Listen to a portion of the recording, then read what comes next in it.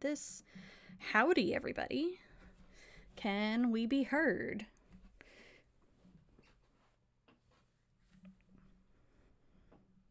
Oh, well, it looks so fucking good. I'm so pleased. It's very good. You did a very good job. Thank you for validating my efforts. I appreciate it. Wicked. Thanks, August. Okay. All right. So, welcome to Standing Stones live stream, where we will be playing Kiss Her Before the World Ends by... Fuck, I forgot her name already. Alice Grizzle. Alice Grizzle, whom you can find on Twitter at, what is it? Tafcat underscore? Yeah. There's a link to it in the box below the live stream. Yeah. To her Twitter and the game as well on itch. Yeah. It's a short game. Well, it's a micro game, maybe not short.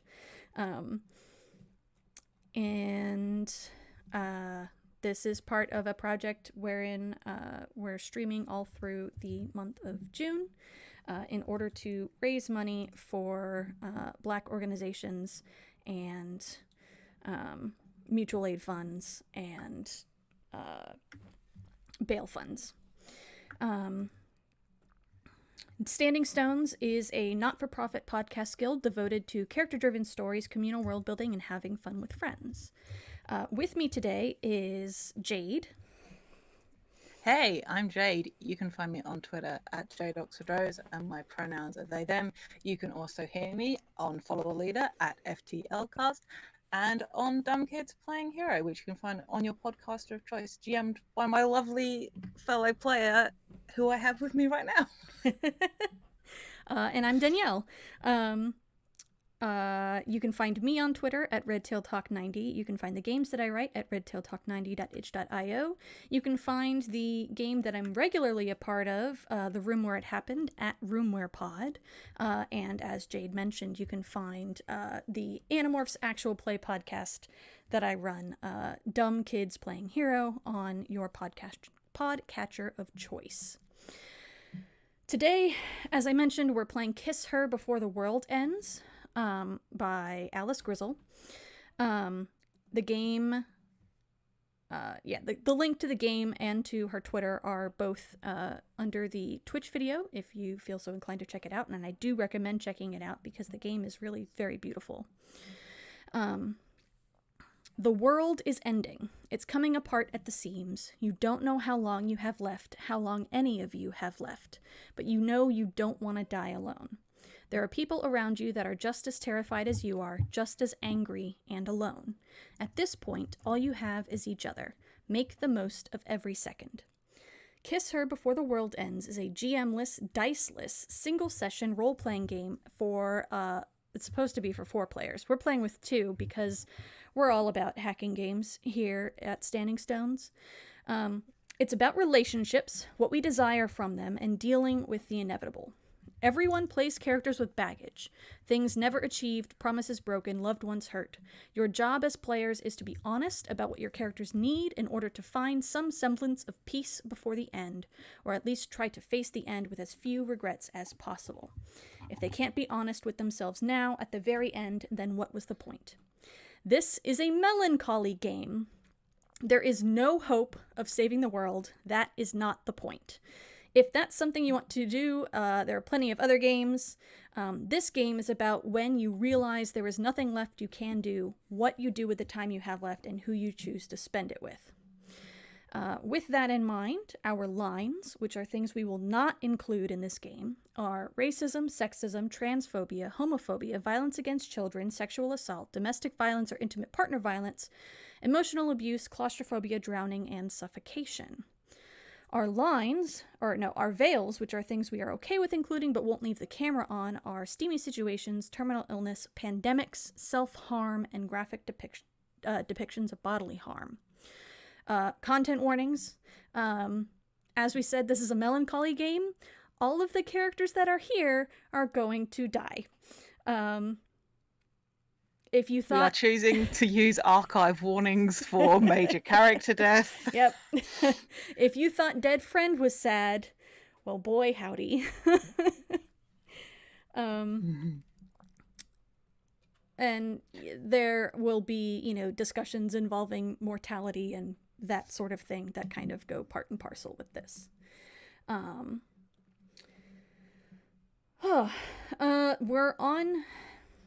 As I said earlier, we are doing this live stream in order to help raise money.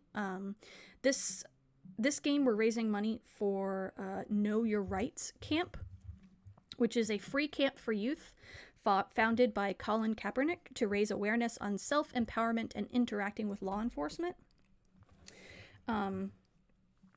Basically teaching youths how to keep themselves alive in this terrible world we live in.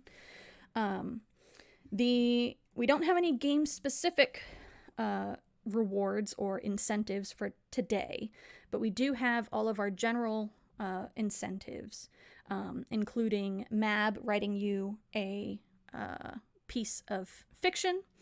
You can get Jade to record up to 5 minutes of audio for you. I can vouch that their on-mic voice is very, very good.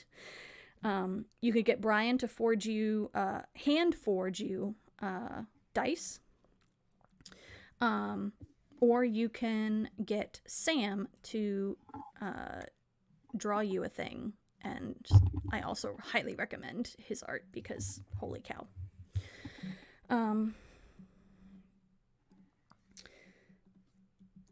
I think that's everything. I think that's pretty much it. Okay, I'm going to read the next bit of the book so our listeners understand the mechanics, and August can tell me if I sound less warbly on the stream, because I think it was possibly just because my USB cable was fiddly. But yes, as the key thing we're sort of exploring within this game are our characters' needs, which is what they want from their relationships. They're the things you ask for, the things you crave in order to cope with the world around you. Some of them are bigger and more complicated than others. Sometimes you just need someone to tell you that you matter and that you're loved. Sometimes you just need someone to get absolutely wasted with. There are 4 types of needs. Each character begins the game with 3 needs listed in full. The 4th need will have a type assigned to it, but will otherwise be left for now. It will be filled out later in play. The 4 types of needs represent various abstract desires that people crave. We have intimacy, the desire for closeness; empathy, the desire to be understood or listened to; escapism, the desire to forget; and validation, the desire to be acknowledged. We've written those as sort of immediate actionable versions, and what's interesting is that a need can share the same expression but have wildly different implications depending on its type. A need for physical closeness can mean different things if it's assigned to empathy, intimacy, validation, or escapism, but it's a valid need for any of them. It's all about why you want, what sort of emotional input you're looking for. At the end of every scene, if we feel like one of our characters' needs has been met, we mark it. If the scene doesn't fulfill the criteria of the need word for word, but you still feel your character got their desired outcome, you may consider it resolved. Your 4th need is unrequited. The unrequited need is a need from your character's past that was unable to be resolved earlier in their life. They might guard it as a personal secret, or it might be something they've repressed even from themselves. You'll fill this need out once you've discovered what that need is in play. You resolve needs by meeting their criteria during scenes with anyone except for your unrequited need. This one must be resolved with someone that has already helped you resolve a previous need. The game has 5 phases. We've got Act 1, flashbacks, assessment, Act 2, and final moments. And what's really cool about this game, just to like really ram home, the end is coming. Every scene has a time limit on it. Of varying lengths as set by the game mechanics, and we'll be setting a timer, and if the timer goes off, the player must describe how the world's end marches ever closer, interrupting whatever is going on and ending the scene. Which is a mechanic I've never played, sort of thing I've never done with, so I'm intrigued to see what that's like. Yep. So with that, maybe we should introduce our characters. Yeah. So why don't we just go down the list? Sure. So the first, we'll each be playing 2 characters in order to make the game balance kind of work with only 2 players. So the first character that I will be playing is Alwine Evans. They use they, them pronouns. They are a kind of thin and willowy person. They use a wheelchair. They have light brown skin and like a million freckles. And curly / kinky red hair that they will generally hold back into a braid. They like to wear fancy clothes and a lot of things like skirts because they're easier to put on. And they are a pilot. Their needs in this world, as the world comes to an end, intimacy, they want to be held. Empathy, they need to vent their anger. Escapism, they want to drink, but not alone. And their validation need is unrequited. My first character is Cooper Shelby. Uses they, them pronouns. They are short, fat, riotous red color hair. You think like you might see a wine and go, that person's got some sort of curly red hair, and then you meet Cooper and just like, oh no, that's what curly red hair is. It's possible they've been electrocuted. Who can say? In this one, see, I have to think about what they wear because in the usual iteration, they literally just live in coveralls. I mean, they still might do. They still feel like it's God. They're such a gay. It's like combat trousers and like fun print shirts and like comfortable cardigans or hoodies, like zip up hoodies over the top. They look pretty young. As I said, they're sort of 25 in this world. They are a tech expert or a techspert, if you will. That reaction was worth making that joke. I feel validated. Thank you very much. And their needs in this game: intimacy, to not have to sleep alone; empathy, to talk about their family; escapism is unrequited; and validation, to be told they did everything they could. The second characters I'll be playing are Graham, come rest by the waters, and Palladium, his mech. Graham uses he, him pronouns. Palladium uses he or they pronouns. They don't really care what you use for them. Graham is a... he uses he, him pronouns. He's a kind of average looking dude in terms of like build and height. He has long brown hair and is just has scars everywhere because he's been in a lot of battles. He is a mech pilot and he is in love with his mech. His needs in this universe, his intimacy need is unrequited. Empathy, he needs to accept the situation. Escapism, he wants to do something reckless and stupid. Validation, he wants to hear that his love is true and good.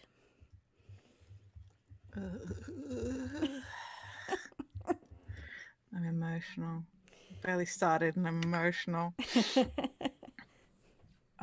And my final character is Max Valera. You know her, you love her. But for those of you that maybe don't, she is a 5'4" Latina woman. Face claim is Gina Rodriguez, one of my few characters with a face claim. Very much like she looks in Annihilation, shaved sides, little ponytail. And she is the mechanic / medic on this mission. She's got sort of a sharp features, sharp tongue to match, a little bit of a resting bitch face. Try and point it out to her, see how far that gets you. Spoiler alert, not worth your effort. She definitely does just wear coveralls more often than not, but sort of with the top part rolled down, with a tank top of some description, and like a jacket thrown over the top for warmth. She could pull up the top of the coveralls, but like of the overalls, but why would you? And her needs, intimacy, to drink with her in companionable silence. Empathy is unrequited. Escapism, to destroy something. And validation, to be told that this wasn't all for nothing. I think we should go into our setting before we go into the bonds. Agreed. So Kiss Her Before the World Ends doesn't really have any setting setup at all. It gives you a scenario you can use with characters, but it's very setting agnostic. Setting neutral. Yeah. We have chosen a sci-fi setting. The four of these folks, possibly some others on the ship, are some kind of recon team who went to investigate a ruined space station, or a destroyed ship. Alwine has been piloting the main ship and is the captain / commanding officer. Graham is the mech pilot, who works out in the black and runs defense. Coop is the engineer / techspert on weird shit. And Max is the mechanic for the ship, as well as the closest thing to the medic, to a medic that they have. Unfortunately, they came upon this space station / destroyed ship / wreckage, and things didn't go well. At all. And now we are kind of stuck here, and whatever destroyed this ship is basically going to take us down with it as well. Hi. We can't expect help or rescue to come because we would just be dooming them to the same fate as us, is kind of the theme we're running with here. So the entire world / universe is not ending, but our world is. Do you have anything you want to add to that, Jade? Our ship is the Caradoc. I think that's how it's pronounced. That's how I'm pronouncing it. Yeah. Any Arthurian buffs can come yell at me later. The wreckage that we came to investigate is that of the Lamorak, and we have a limited number of locations, and this will become even more relevant later, as I found out when I was rereading the rules earlier. But as currently stands, our list of locations is the bridge, a communal area like a mess / lounge, crew quarters, the engine room, the mech bay / equipment storage, a lab / workshop space, the med bay, and we also have the wreckage of the Lamorak and the black itself. And yeah. So, do we want to go? Yeah, at Danielle's suggestion, we came up with bonds between our characters. It's not a mechanic baked in, but it makes sense to have something to spring off for these scenes. We weren't completely like going in like, so how do these people like to interact with each other? Right. So Alwine's bonds. Their bond with Max is she understands what it's like, and she's seen me through some of my worst days. I trust her completely. Or actually, do we want to like ping pong? Yeah, let's ping pong. Yeah. And Max's relationship with Alwine is we speak each other's language, and they don't hold back from giving as good as they get. They're a friend, not a commanding officer. Alwine's bind with bond with Coop is they were an obvious pick for this mission. No one understands tech like they do. But also, I was jealous. And so when my commanding officer asked who I wanted on board, theirs was the first name off my tongue. The inverse.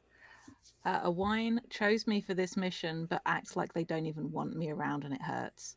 I hope it's because they're blaming themselves a little for me being here, because I know I do.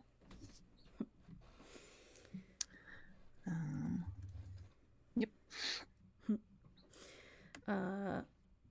Alwine's bond with Graham is he and his mech have gotten me out of tougher scrapes than this one. Part of me thinks he'll be able to do it again.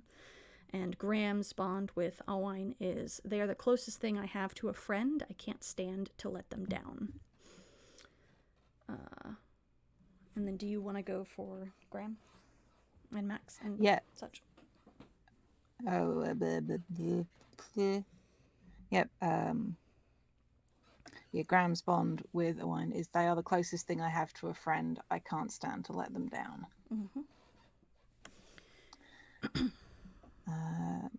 Cooper's bond with...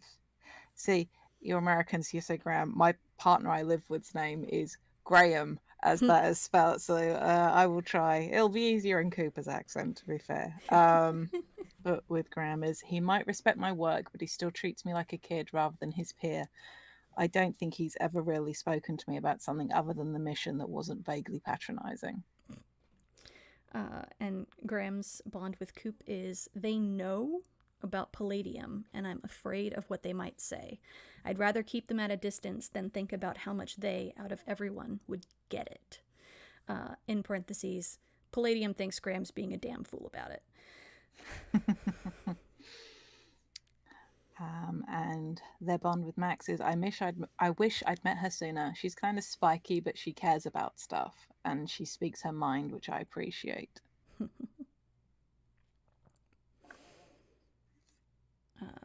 Max's bond with Cooper is they deserve better than the hand they got, so the least I can do is try to be less me around them.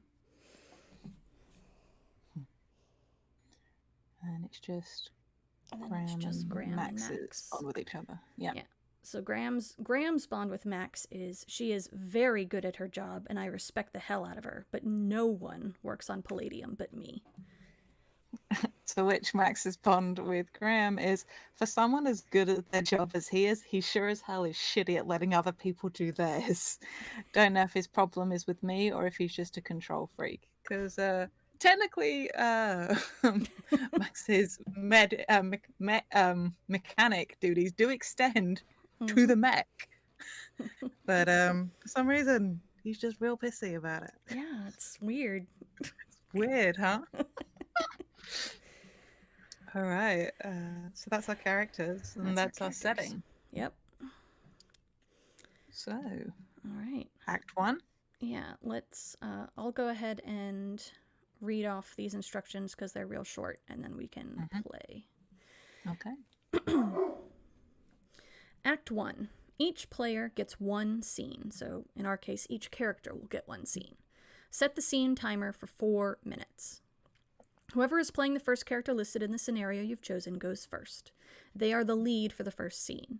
They pick a location and invite one other character to participate, but may invite additional characters if they wish. The first invited player sets the opening situation. As soon as the characters start interacting, quietly start the timer for 4 minutes and set it in the center of the play space.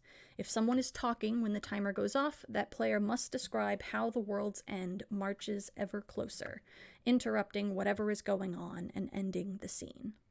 If a scene hits a natural endpoint before the timer goes off, quietly stop it and set it in the center of the play space again. When the scene ends, the person to the lead's left now takes the lead role and begins a new scene. Once everyone has been the lead once, move on to flashbacks. All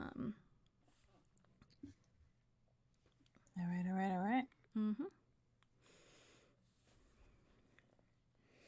So the lead picks a location and scene partners, and then the invited scene partner determines what the situation is. And then we just play from there. Play to find out what happens. I will. I've got the timer ready to go. Once the characters actually like sort of start talking, Yeah, I I'll figure hit we go can on set that. the scene before the Yeah. timer starts. So I guess I'll go first. Mm-hmm. I'm going to choose. I'm going to play Alwine. And I think this scene is taking place on the bridge. Yeah, Mm-hmm. I think it's on the bridge.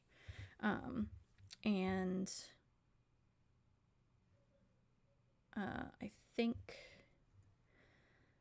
they should have this scene with Cooper. All right.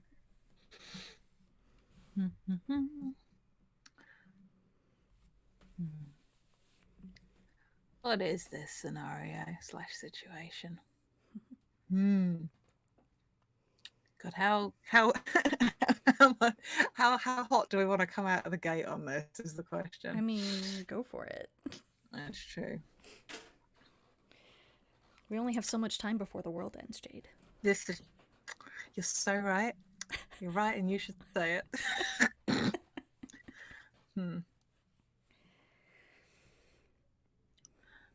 Okay. I think this situation is Cooper's trying to figure out a way of if they can get a transmission back. I think they're trying to work out. Actually, no, I think maybe they've worked out that they may be able to send like a final transmission and needs to talk to Alwine about what should go in it and things like that. Oh, that's good. I had an idea for this that I meant to talk to you, Danielle, about previously. I suppose I could do it here on microphone. Which, because you and I a little bit talked about it, which is the idea is that there is one person in this group that could survive this. Because Palladium has this real good habit of outliving Graham as it is. So we can just send Palladium back with the message if need be, you know. Yeah. You're just saying. Yeah. That's not upsetting. I mean, it might end up being necessary. We'll see, I guess. But yes, I think that this looks like Coop like knocking. Does Owain keep the door open to the bridge? We haven't discussed we didn't want to go into too much detail about what this ship looks like because we hadn't decided if there are other NPCs around. Right. But assuming it's big enough, does Owain keep the door open? I think when they're like actively flying somewhere, probably not, because they want to be able to focus. But I think in this case, because we're ostensibly docked with this wreckage and not really going anywhere. So I think that the door to the bridge is open. They are sitting in their wheelchair, kind of locked into place in front of the console, which is like where they would be if they were flying the ship, but also there's nowhere to fly it. And so they appear to just be running like systems checks and stuff like that for the hell of it, I guess, because there's no point, but they're still doing it. Then Coop, like, I think if the camera was sort of like in front of Owain, like looking back into the cockpit and the sort of ship beyond, it would see like Cooper come into frame in the doorway and like steal themselves a little first. They got like a tablet like under one arm. And then they knock on the frame of the door. Come in. Just steps in. Is there is there like a co-pilot seat up there, or just there's a co-pilot seat? There is no co-pilot. Yeah. I think Coop sort of goes and maybe looks like they might have sit down in it, and then thinks better of it. And I've got to remember how to do a Southern accent or an attempt at one at 20 to midnight on Tuesday night. I made these choices. Don't pity me. I knew what I was getting into. Hey, Captain. I'm trying to figure out about this message to send back. What we should be involved in. Thought you want to look over what we got so far. Sort of hands it out awkwardly, like holds it out. Sorry. Alwine doesn't really look up from what they're doing, but they take it from Coop, and without looking at it, continuing to not look at it or look at Coop, they say, "What have you come up with so far?" I mean, readings from outside, the stuff that Graham managed to pull, might write up for best understanding I can find. All the official guides, I guess. It's more like figuring if people wanted to do something personal. This is probably the last chance people are going to get to say things they want to say.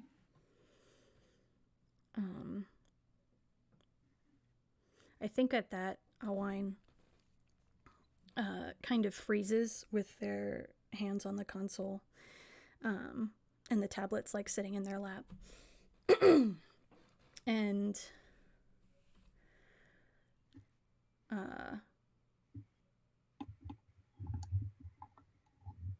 then they blink and pick it back up, and hand it back to Coop. And does Coop have a ship rank? Probably not, because I don't think they're military by any scope of the imagination. If anything, they're like a civilian. I mean, they're probably a doctor. Realistic that they have a doctorate. So Alwine hands the tablet back to them and says, "Thank you, Dr. Shelby. That sounds sufficient." Sufficient. All right.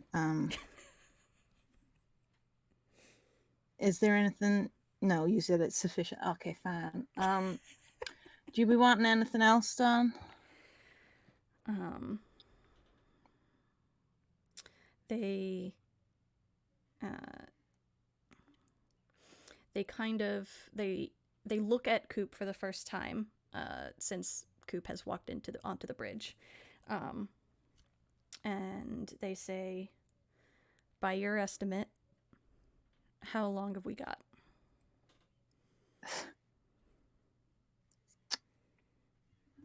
They look at their watch and it's like this beat up red leather strap, but with like clearly a very, very clearly very well looked after. It's analog, which is probably is a really daft choice to have in space, but nevertheless, I reckon maybe 36 hours max. And they nod. And their expression, which has been like super rigid, kind of softens for a moment. And they say, "Have you asked the crew if they wanted to add anything?" Thought I should check with you first, what with you being in charge and all. And they nod. And they say, "Yeah, I think that's a good idea." And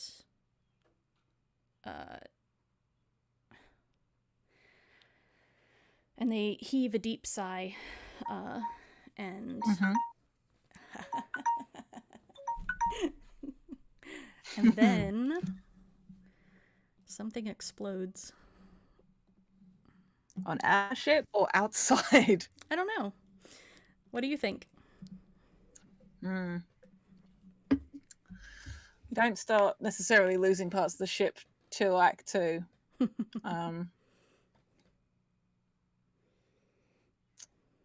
I think it's something outside. We don't hear it, we see it. Mm. And it's like this like flash of light that shouldn't be able to do that necessarily, so it immediately draws both of our attention.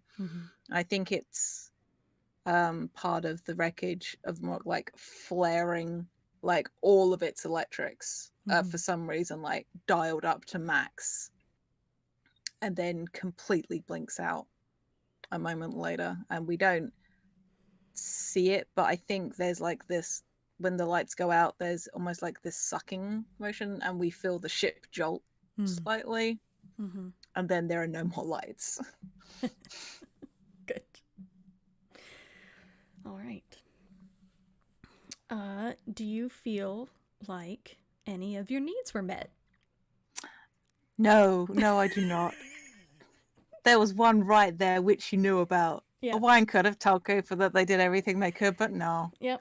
I was working up for them to say thank you, but Time's fickle like that. Time's fickle.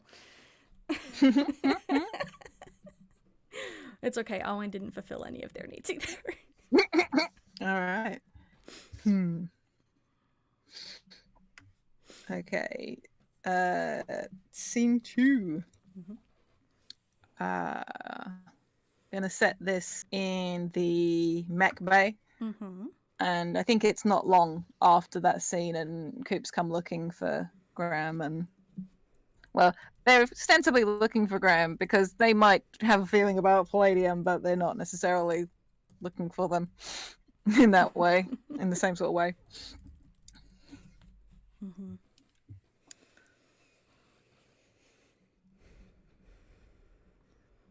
So what's the situation look like here?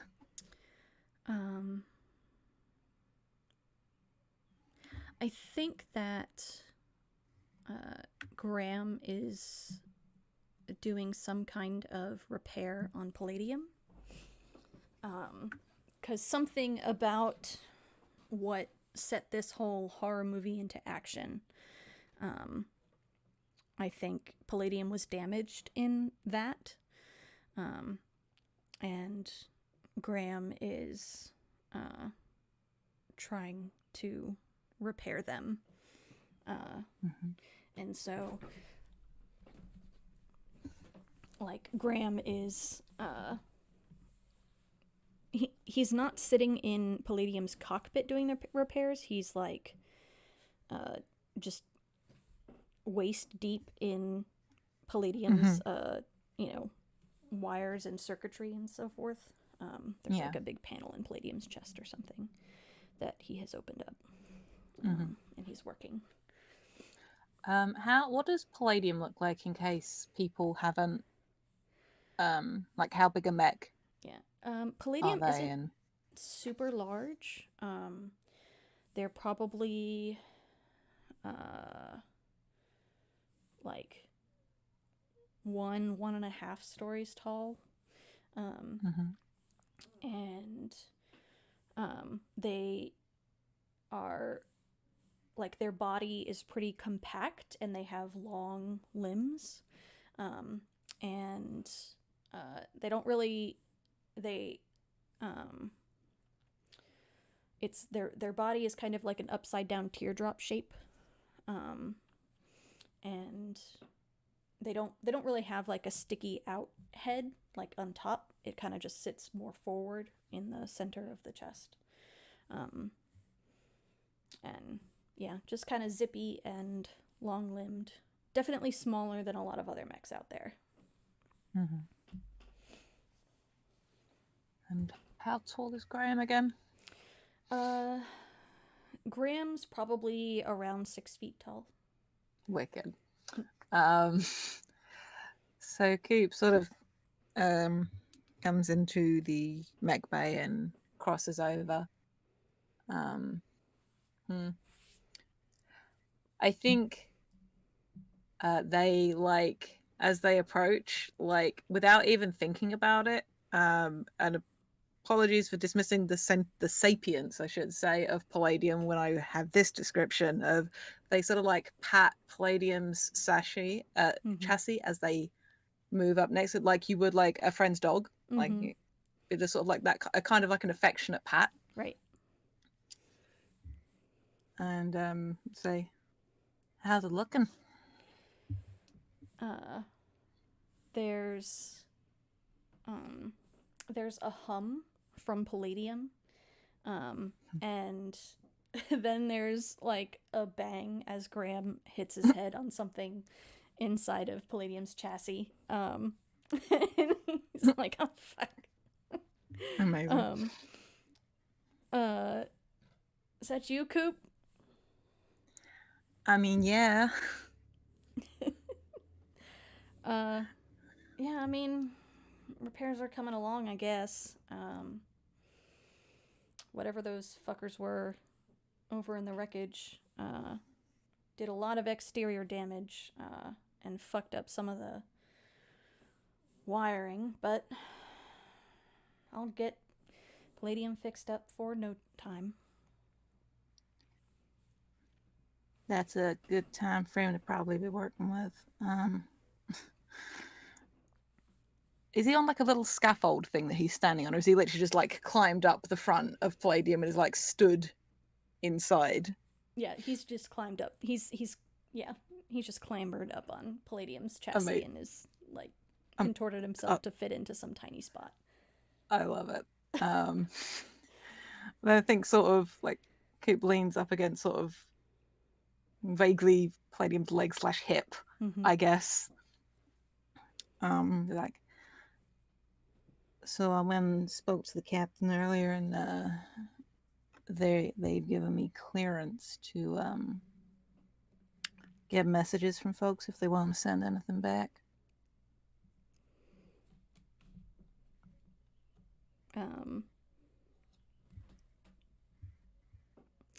I think Graham kind of pulls back from outside of the chassis. And I think he leans back a little too far, and like Palladium automatically brings an arm up to like keep him balanced. Mm-hmm. And Graham looks down at Coop and says, "Oh, that's a really good idea, Coop. That's it's really considerate of you." I mean, thanks. I got nothing else that I need to be doing no more, so I figure I can do something. Um, And they're sort of like looking down at the floor, like chewing on their bottom lip a little bit. oh, well, buddy. And I think Graham kind of like pats Palladium's side, and Palladium like lets him down, and he kind of jumps down and stands in front of Coop, and puts his hand on their shoulder. Um, Mm-hmm. and and he says, "Look, kid, you did everything that you could. None of this is your fault. You know that, right?" I guess. It's just, I wish I could have done something.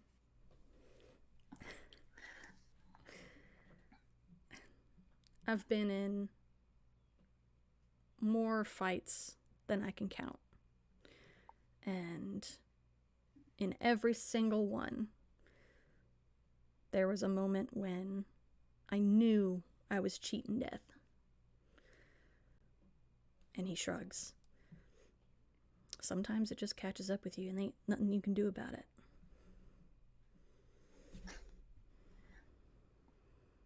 Kind of morbid, but I see your point.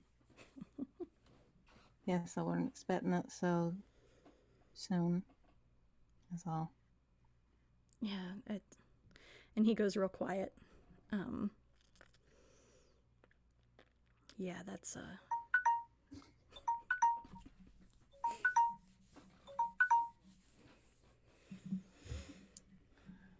What and is it this time?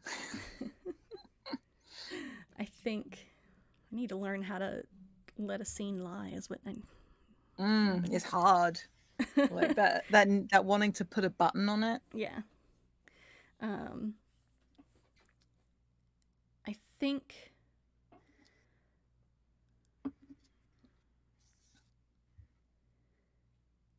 think what happens is that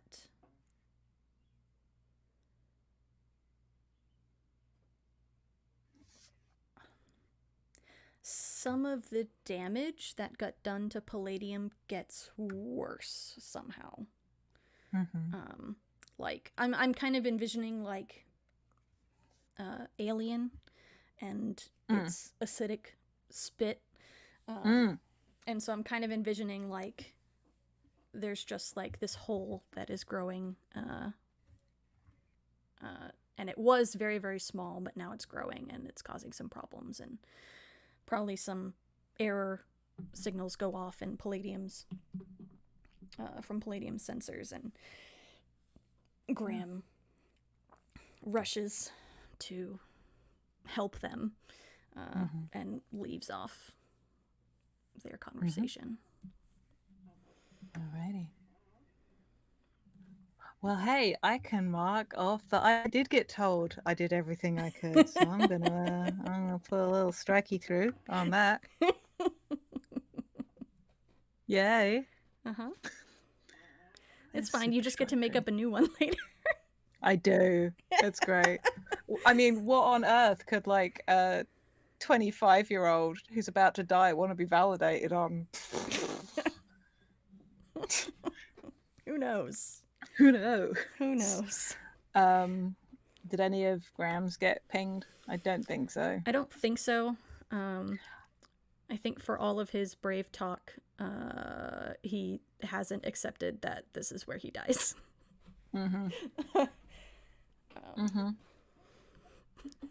Fair. Yep. Alrighty. Scene 3. Scene 3. Graham.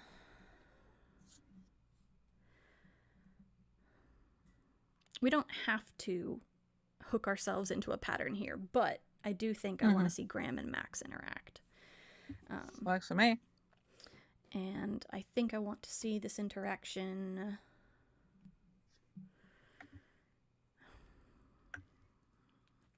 in the common area, I think. Yeah, I think in the common area. All right.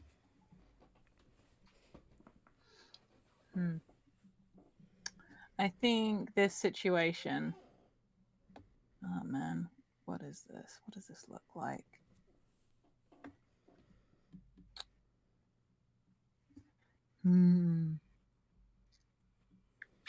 Looking over at my needs.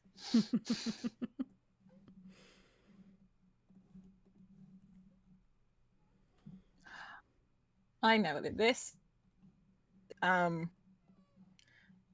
Max has taken out like all of like the supplies, like the food supplies,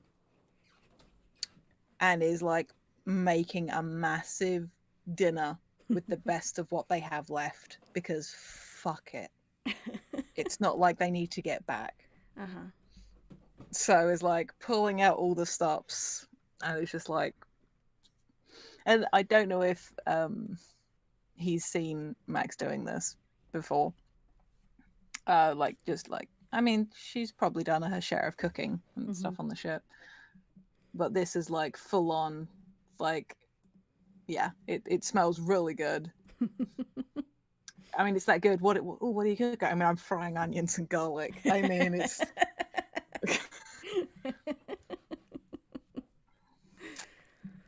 But yeah, has like is like over whatever passes for like a stove top with like a big pan, like jacket slung out the way, and it's just like the bare arms tanked up. I think maybe she's even like set her brace, her leg brace, off like by like the little area table, so it's easier to move around because there's the counters there. So, and it's just sort of in the zone. Is maybe even humming a song to them to herself. Maybe. Is it a well-known song? I want to say yes. Max doesn't quite have Cooper's taste in music, because in which case I'd know exactly what to say that it is.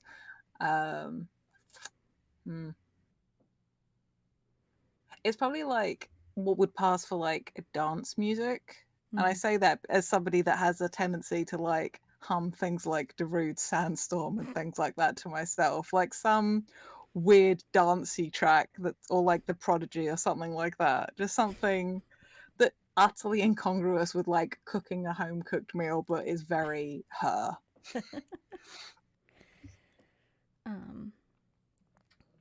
So I think that Graham comes in, and he's picked up the tune without really thinking about it, and is whistling it as he comes in.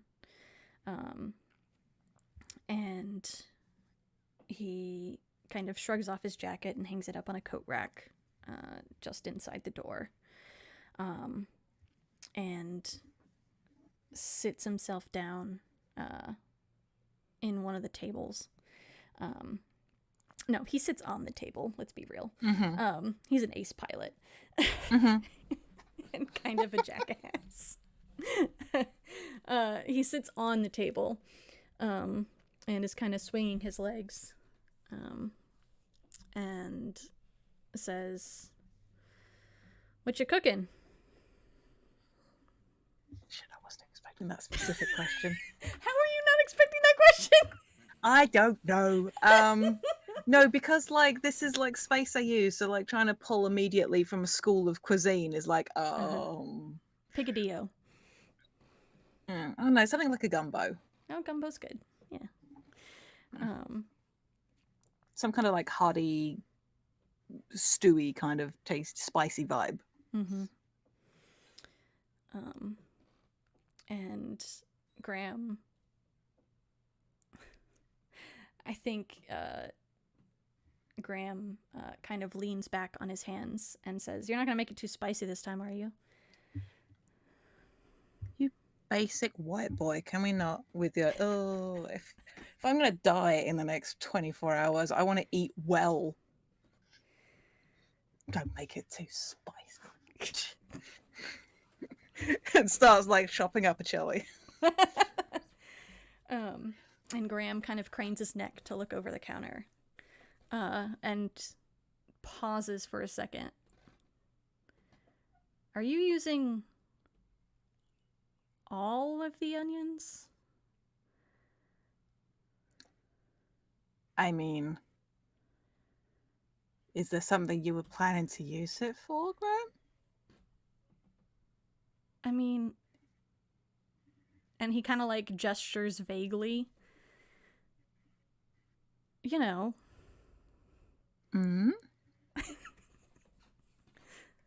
Like she's paused in what she's doing, looking at him like, yeah, I'm really excited to hear what it is you have to say. And he jumps up off the table and is like, "Never mind," and goes over to one of the cupboards and gets down a couple of glasses and pulls a bottle of whiskey and pours himself some, and he kind of gestures with the bottle to her. Like, huh? Is this an exchange for an onion? I mean, no, you can keep your damn onions. I mean, for whiskey, I might have given it to you, but yes. And he pours a generous amount in the glass and hands it to her. And kind of leans on the bar and looks at the array of foods, the mise en place Mm-hmm. that she has arranged for this gumbo, which Mm-hmm. is itself kind of a trash can food where you just Mm-hmm. throw everything you have into it. Mm-hmm. And he's kind of nodding, and he's like, "You, huh? Yes. Really are using up all of it." I mean, there's a few basic staples left, but like, I really didn't see a good reason why not to. He downs the whole glass and pours himself some more whiskey. Huh. Isn't that the biggest fucking mood? And she does the same. He pours her some more. Um, and I think he just kind of like stares at all of the food that's laid out, and continues drinking, kind of in stunned silence. Mm-hmm. Not like really stunned, but like, huh, stunned. Mm-hmm. I think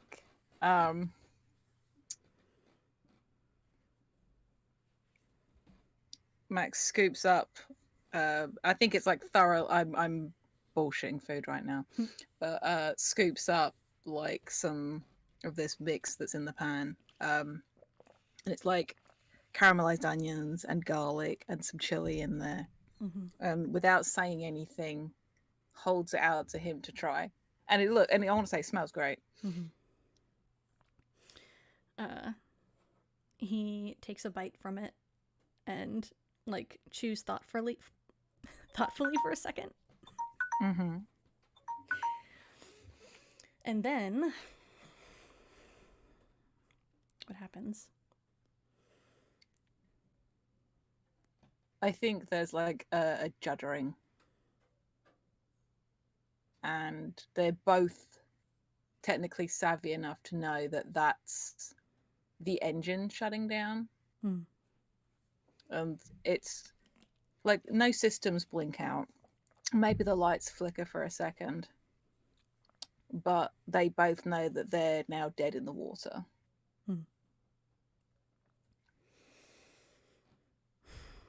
And I think she just clinks the glass against his again, and downs the rest of it, and turns back to the pot. Graham just chugging the rest of this whiskey because it's too spicy. It doesn't help at all, but Baby. Was this him accepting? I think so. I think this was him accepting the situation.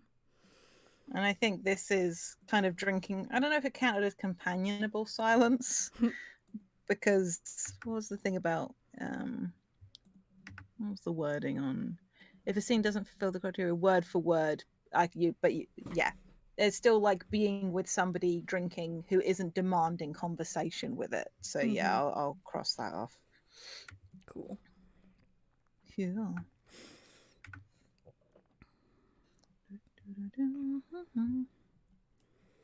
Alrighty. So this is going to be Max and a wine. I know we said we weren't going to follow to a pattern, but also I want this. Yeah, we can switch it up next time if we want.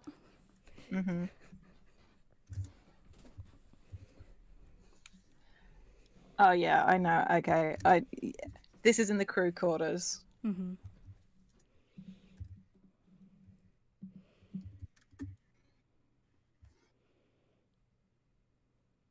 Whose crew quarters? Well, technically, you're setting up the situation. I just gave the location. But it sounded like you had an idea. I think my thought was more like, I mean, this really actually could have happened in the engine room, but I like the thought of because we've established that they're friends, Max is just like, okay, cool, ship's not working, so our pilot doesn't have any good reason to be sat up in the bridge. I'm gonna go check on them. Okay, yeah. Cool. This jives with one of the things that I was thinking about, actually. Sweet. So, Max searches the ship for a little bit for Alwine to figure out where they are, and finds them in their quarters. And they are out of their chair. They're laying on their bed with their arm thrown over their eyes. And their other hand is like clenched in the bed sheets. And they're just kind of laying there with the lights off.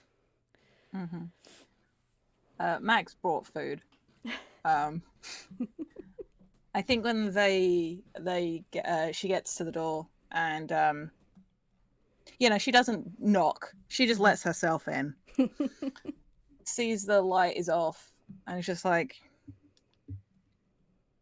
you sulking or actually need the light off? And I think by way of answer, they just say, "You better have brought food." Lucky for you, I am in fact a saint. And like pops the lid on the little tub and just like crosses over in the dark. Their braces back on, so there's sort of like the familiar sort of click thud of that hitting the floor as she crosses the room. And we'll happily just like sit down on the bed next to Alwine. Yeah, they kind of pull themselves into a seating position and lift their legs over to make room. And they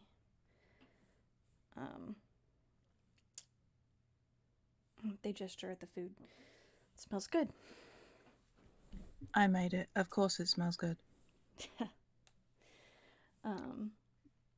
And they reach out to take a bowl. Their other hand is still kind of like clenched at their side. And they're whenever they're talking, their tones are very clipped. You're supposed to tell me if you need more than just food. And Max like gets up and goes over to like the cabinet where this stuff is kept. And Alwine says, it just fucking figures that my last day in this universe is filled with pain. I mean, I could say something pithy about that's how you know you're alive, but it seems in really poor taste. They sigh. They're like, well, it's a good thing you didn't say that because I would be forced to throw this bowl at you. And waste good food, honestly. And I think like flicks like a little side lamp on or whatever and starts fixing a shot of whatever the painkiller is, and looks at what's left. She's like, I mean, there's enough here that I could make you have a really good time for however much is left. I mean, you might not be good for much else, but it's not like you're going to be flying either. They consider it for a long moment, and then they shake their head. Nah, I gotta be clear-headed for the crew, Oh, valiant leader. Oh, shut the fuck up. I would love to watch you try and make me right now. And takes the sort of the usual dosage and will give Alwine the shot.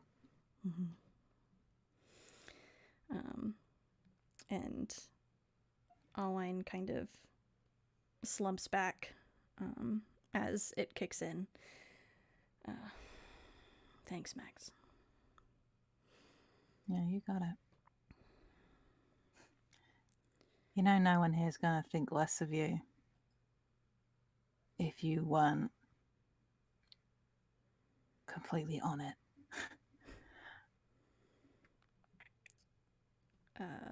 They start to talk, and then they get a little choked up, and they stop talking, and they clear their throat, and they shovel some food. This is really good, Max. Well, yeah, I'm amazing. And it's like, can see the discomfort there, and will just like sort of move them over a little bit and like sit next to them on the bed. We'll unstrap their brace again and let it fall to the ground. Shit. I think, yeah. I mean, I think Max can still go with like just like wrapping an arm around Owine's shoulder and like pulling them against her as they eat. Well, what is this? What is the world ending look like in this moment?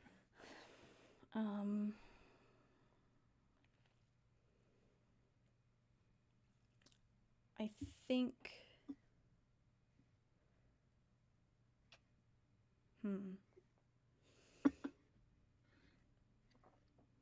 I think that the lights go out. So the lights were out in Alwine's room already, but the lights go out in the hallway too, and everywhere else. Oh god, that's gonna be so fucking dark. They won't be able to see shit. Yeah, I mean, is there any emergency light left on? Yeah, I'm sure there's just like red emergency lighting, and that's it. Yeah. I think just because it's that with the door being a little bit open, there's probably a light in here too, and Max will just quip, "Well, that's fucking intimate, isn't it?"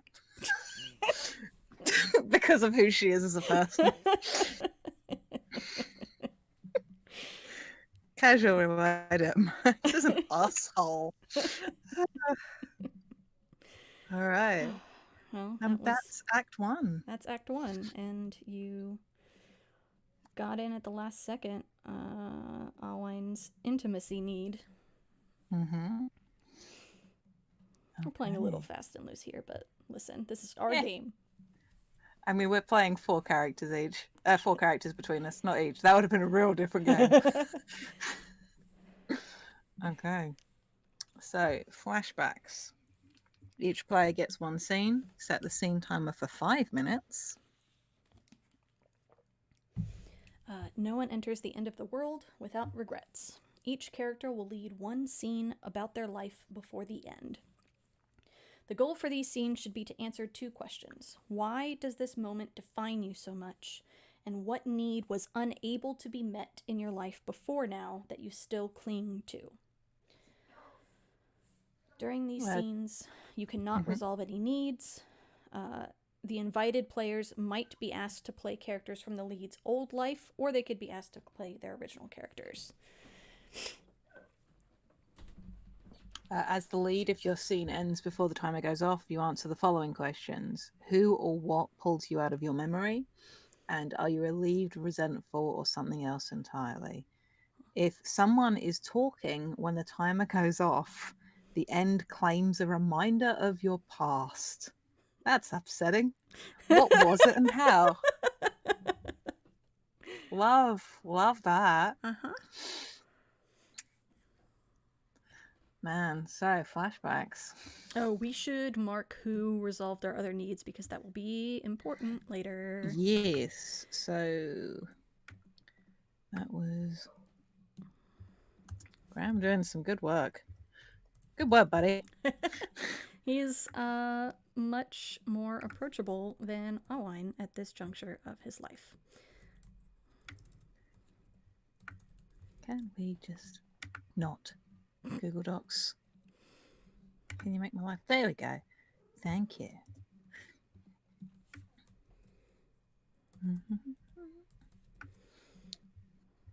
Max doing work too. Yeah. Oh, look at these minor characters pulling their weight. quote unquote minor characters. Yeah, that was sort of how we originally envisioned it, but it hasn't massively gone that way. Yeah. So it's all good. Yes, Tiny Cat. Can I help you? Tiny cat. So, flashbacks. Flashbacks. So my read on these was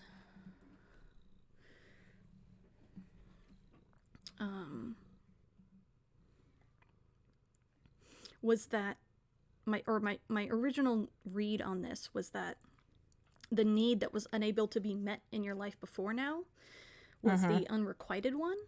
Yeah, that's what I get to. Okay.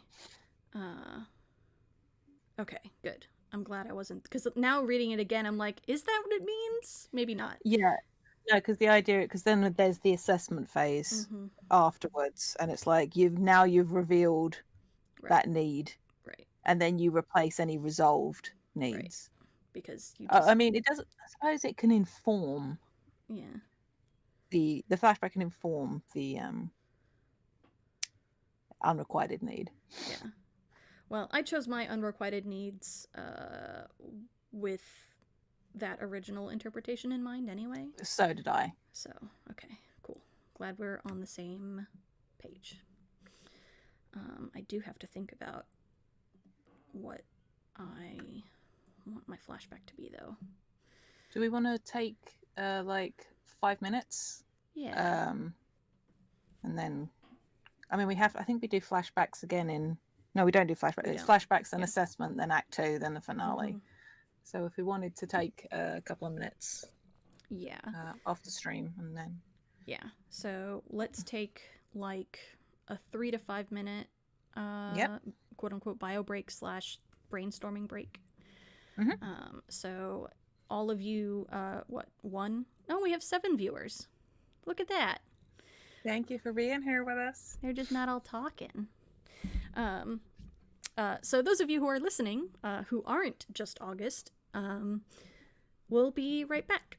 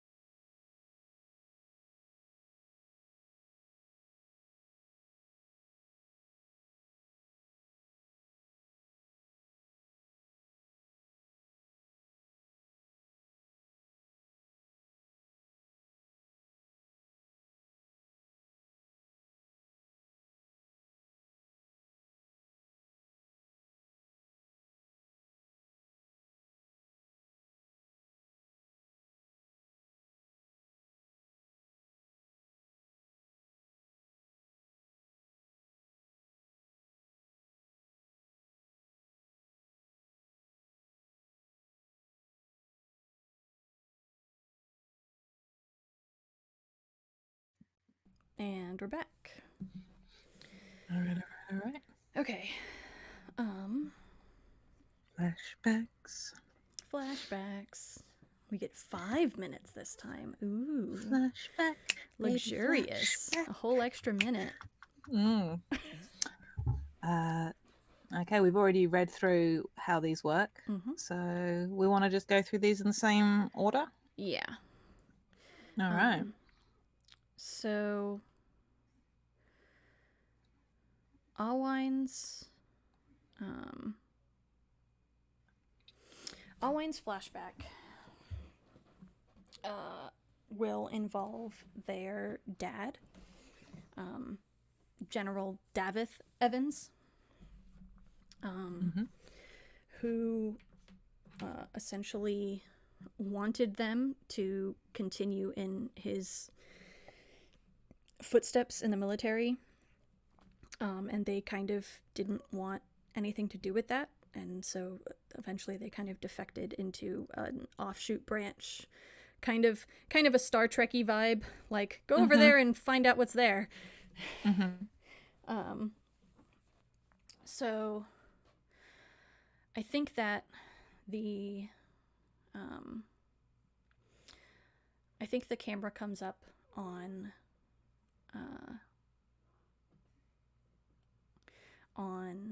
like a really nice house on a really nice lush planet. Like clearly whoever lives in this house has a lot of resources and money. And we zoom into the house, and it's got this like huge like winding stairway in the center, and then off to the side is like almost as not quite an afterthought, but like this was clearly put on here after the house was built, like some kind of elevator or chairlift for Alwine. And we come upon like the study in this house, and Alwine's dad is like sitting at a desk and writing letters or filling out paperwork or some important military bullshit. And Alwine comes rolling in. They definitely appear to be not as comfortable in their wheelchair at this juncture of their life, probably because they haven't been in it for very long. And so they're a little clumsy getting around corners and such, but they roll in and kind of stop in front of their dad's desk and clear their throat. Dad? Alwine, without looking up, just like carrying on, looking at the papers in front of him. I wanted to talk to you about my assignment. Can it wait? I have an awful lot to be getting on with. No, not really. All right. Caps the pen, puts it down, sits back. God. Fingers steepled. Fuck. And they kind of wring their hands in their lap for a second. And they say, I don't think I want to go to Kensha. Well, nobody wants to go to Kensha, Alwine. I mean, But, you know, we go where we're meant to go. It's the nature of being in the military. Well, but there's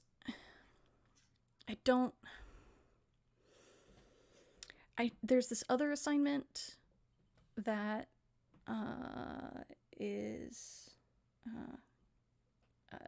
stationed off in the black, and I thought that I might be more useful there. Eyes narrow a little bit. Didn't realize you were in the habit of knowing what's best for you. Fuck. This is And- why I don't play authority figures, because people go, "Oh, It's good though. They look down, and they say, no, like, you keep saying that, but I do know what's best for me. do you?" And you think the best for you is being out in the black somewhere, doing God knows what for God knows what reason. I think it's certainly better than killing some people who just dared to revolt on a backwater planet. You have a promising career ahead of you, Owain. Why are you letting yourself become overly concerned with the petty morality?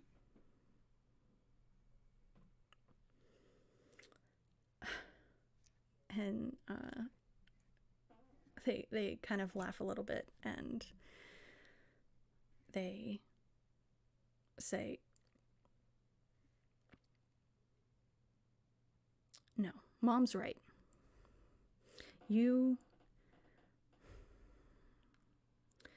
This isn't right. I can't be a part of this.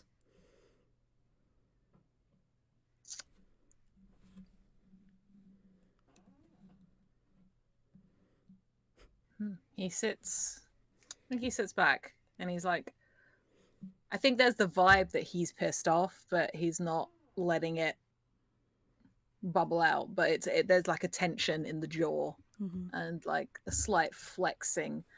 I think his hands flex almost in the same way that Owain's were, but while theirs came from a nervous place, his is coming from a angry place. So you would spit in the face of everything I've done for you, what our family has done. And they look up and meet his eyes. And finally, there's a little bit of fire there. And I think I think they clear their throat, and they spit on his desk, and they roll themselves out.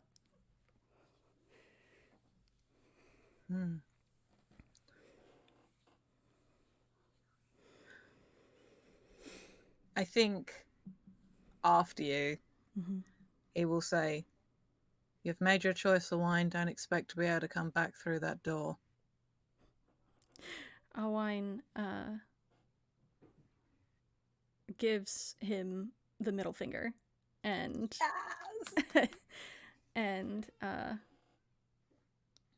and says, "I wasn't ever really welcome through that door in the first place." Very good. And Didn't that's We didn't hit the timer. with like 13 seconds to spare. Okay, so if the scene ends before the timer goes off, who or what pulls you out of the memory, and are you relieved, resentful, or something else?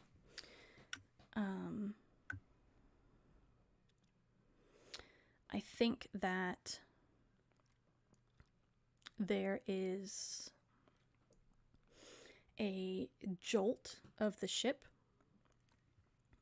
as it is maybe pulled towards something, maybe jostled by some debris. Who knows? But we see Alwine, who is sitting in their chair again, and they're looking at some kind of award or something that they got, probably for, I don't know, fucking boldly going somewhere. You know, that classic Federation saying. Yeah, I'm familiar. Yeah.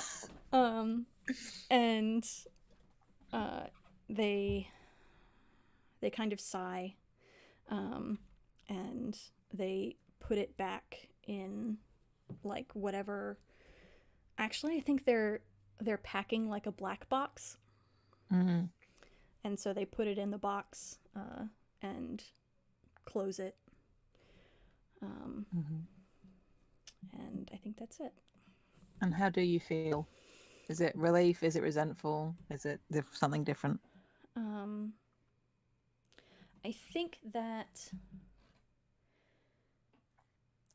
they resent that this had to be the way their life went. Like, they're not sorry that they went away from what their dad wanted, but basically they had, of the choices that they thought they had, they thought they only had two, which was do what their dad wanted or do what they're doing right now. And so they resent him for narrowing their choices. Yeah. Good shit. All right. So Cooper's flashback, and really we couldn't have planned this better, because in a similar thing, this is a house on a planet, but this is a very different looking planet. This is sort of farmland between mountains, winding roads, and it comes to this sort of one-story, like a farmhouse sort of vibe, the kind with a porch that runs around it. More than a little beat up looking. And the camera pushes in to a table in the kitchen, strewn with papers. And let me check the thing, a 15-year-old Coop. Their hair a lot shorter, like I think it's like just sort of curling around their chin. There is legs sort of swinging a little bit. Sat opposite their brother, Samson, who is significantly taller than they are, even at the age of 18. He's incredibly tall and broad. They don't look much alike.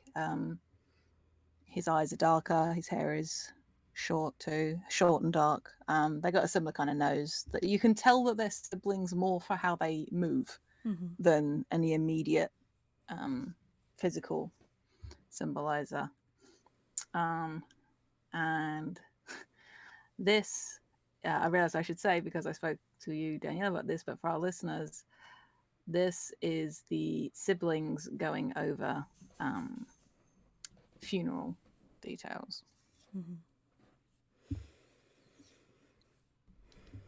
So enjoy playing Samson, Danielle.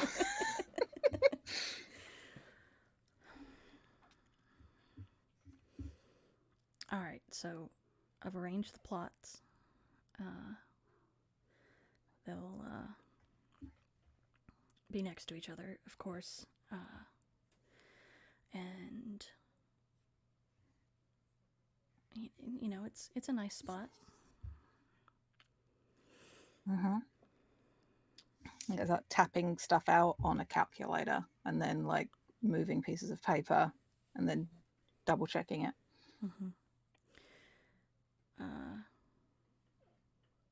There's there's a willow, and like a stream, and I think they'll really like it there.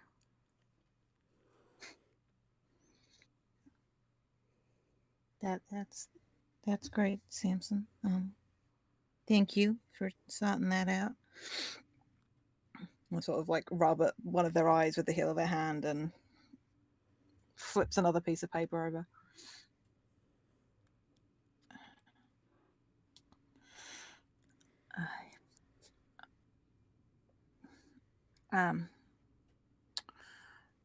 I guess gotta figure out who we're inviting. Put up a notice in town or something. Yeah. I mean, everybody knows, but everybody will want to come. Yeah. Sure. We're gonna have to do a lot of talking, I reckon. Yeah, but you can leave the talking to me if you want. Well, that'd be something to see. Don't think you voluntarily talk too much either. How about we just leave it all to Caraway? Oh yeah, sure, that'll go great. I think there's a slight scream in another room as of a small person running around a corner very quickly. For added up to off-screen, Caraway is 10 years old. So, you know.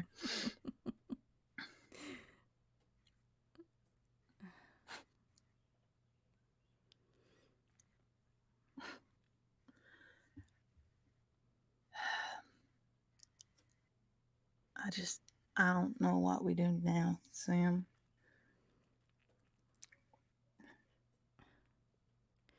And Sam kind of puts his hands over yours, kind of like stopping you from doing more paperwork or writing and maths.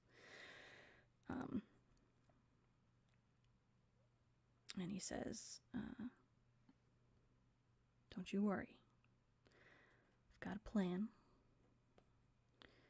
We'll be fine. Won't have to sell the house or the shop or nothing. We'll be all right. I think Coop's eyes are sort of flicker down to like an overdue notice on the table. And then back to him. His grip kind of tightens on their hands. Trust me, Coop. I do. We ain't gonna be high and dry. Not so long as there's breath in me. All right.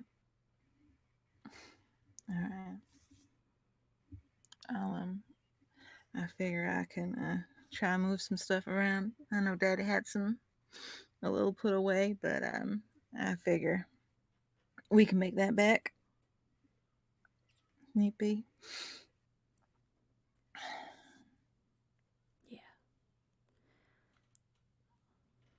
Yeah.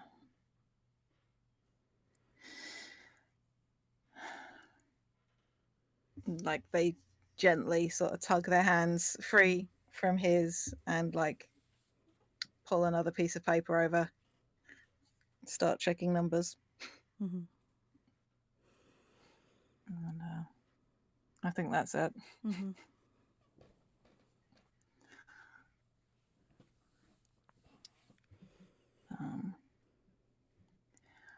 What pulls them out of this?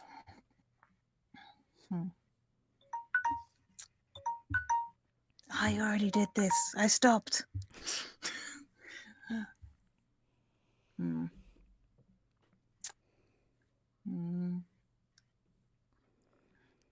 I think it's maybe somebody knocking on their door maybe with something they've recorded to give to her, to give to them to put in this, this transmission pack that they're sending back. Mm-hmm.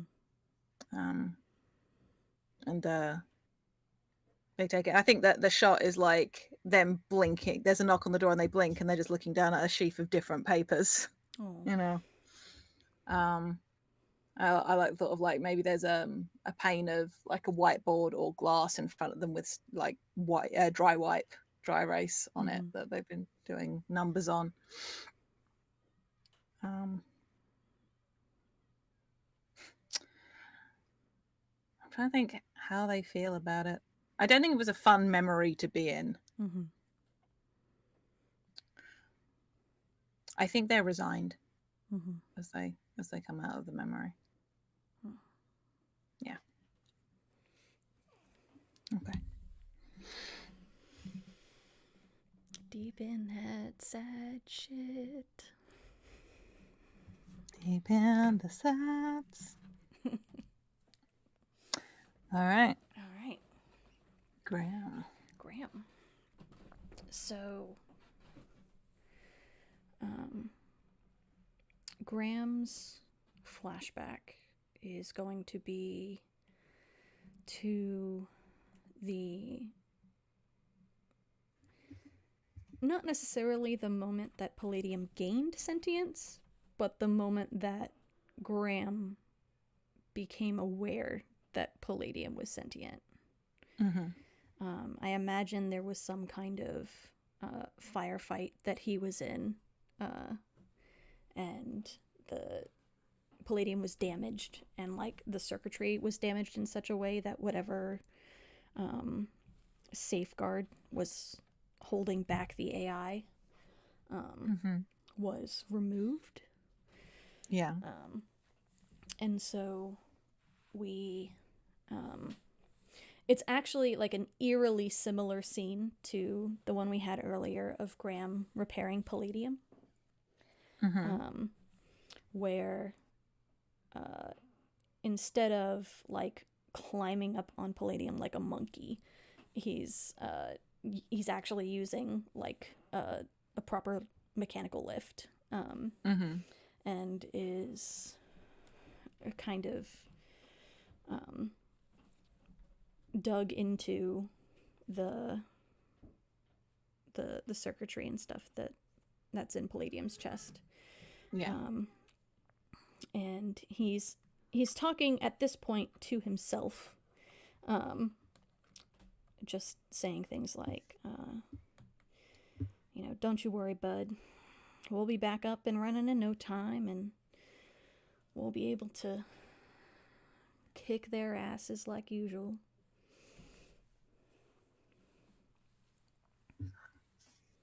And I think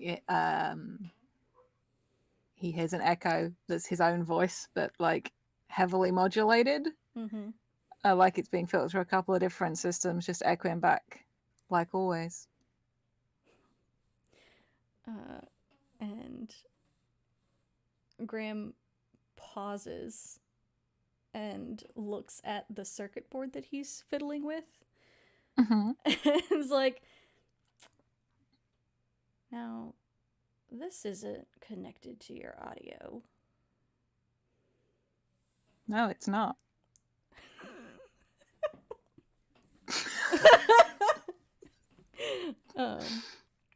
And I think he drops the circuit board and also whatever tool he was using, and kind of flails backwards, hits his head on the chassis, and nearly topples over the... Go ahead. And the hand comes up to support his back before he can topple backwards off the lift. And he gapes up at Palladium. It's just like slack-jawed, eyes wide. That is an unfortunate appearance, Graham.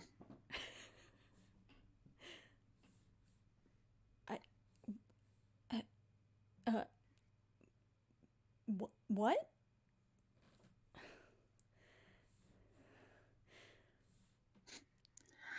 I think the maybe our light inside like shifts slightly, just sort of like he gets the impression that he's being blinked at, you know, like blink, blink, blink, blink. Like, yes. And Graham kind of like pushes off of Palladium's hand and stands on his own 2 feet. And like places a hand on Palladium's chassis.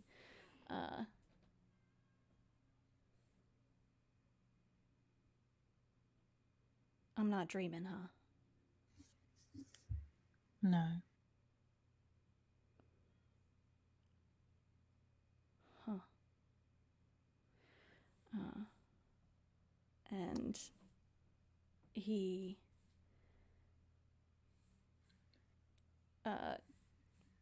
like rests his forehead against the metal and says, well, I suppose the first thing that I'd like to say is thank you.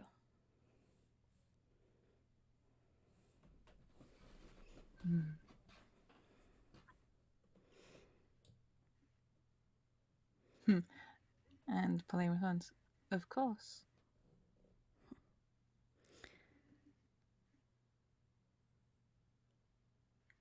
You don't need to thank me. Well, it's kind of customary to thank the person who saved your life countless times. Well then, thank you. Fuck. I'm soft, Jade.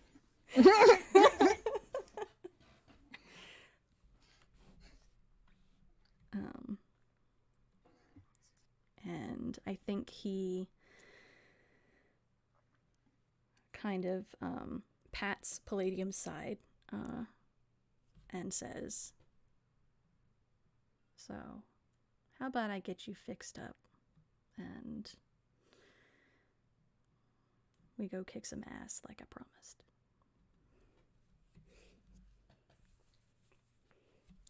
You always take good care of me. I am not concerned.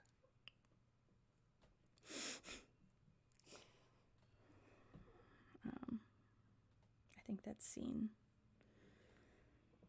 Alrighty. About 18 seconds to spare. We're nailing these flashbacks. Turns out 4 minutes 45 is the sweet spot. So I think he's pulled out of the memory by Palladium. Good shit. Like, I think he's in the cockpit and they're doing some kind of rounds outside of the ship. Like, maybe trying to see if they can reinforce the hull in a couple of spots to prolong the end or something. Yeah. You know, make sure everybody gets a chance to be on Coop's recording. Yeah. And so Graham was like, Palladium was welding something or whatever, and Graham was kind of drifting off, and Palladium's voice brings him back. Like, we've had a good run. And Graham like wipes his face from where he's been crying and pats the console and says, yeah, we have. And I think he is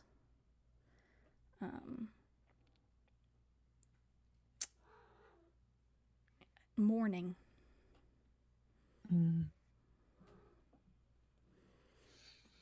Good shit. Good sad shit. All right. This flashback for Max. is a slightly shitty dive bar. And it's clearly a recent memory. This isn't that long ago. I think the hair had just been buzzed. I mean, she probably carries clippers with her. I mean, she's not an animal. But yeah, like, and is sat up on a bar stool next to a buff lady with short hair. Trying to remember, looks a little bit like Gina Carano, but bleach blonde. For those of you, this is one Soul Hawk. This is a monkey's uncle. There is one in every universe, and Soul Hawk can be found drinking there.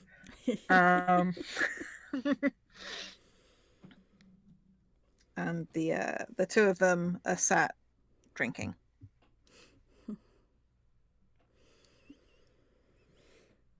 Max is about to head out on this mission, the one that this whole business is, and has sort of met up with Sol before she goes. August in chat is pleased. Yes, good. Hopefully I don't butcher her too much, August.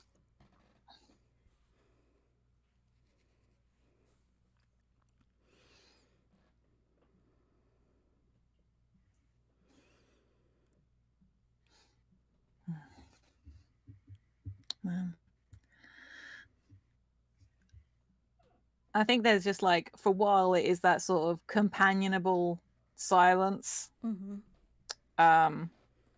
I think, but there's clearly something that they're not talking about. And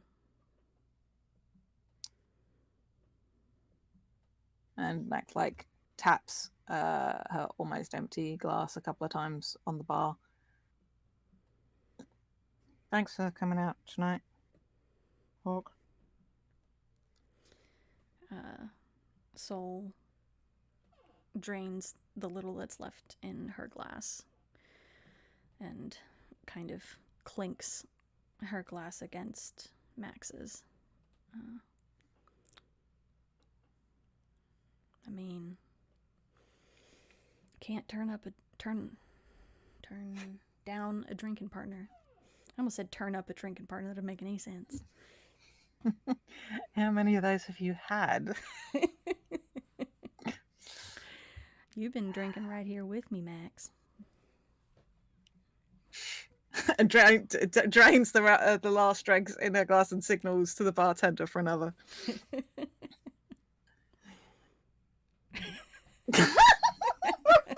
Thanks, Richard. Love to be called out in the chat.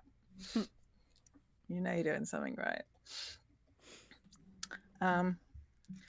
I think just, yeah, but I don't have somebody to get mad at me when I get home afterwards.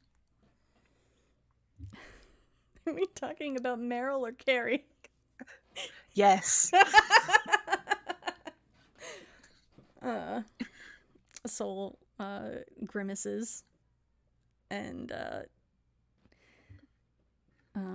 insists that the bartender also pour her a drink and downs it quickly.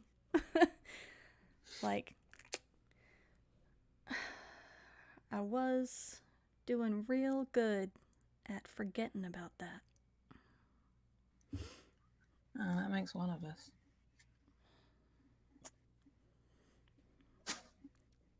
Sol looks over at you. Oh, did I say that out loud? You did. Looks down into the glass like, yep.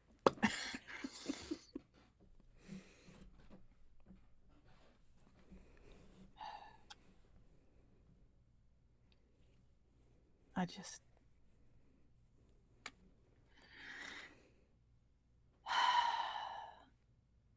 Yeah, I managed to not think about her.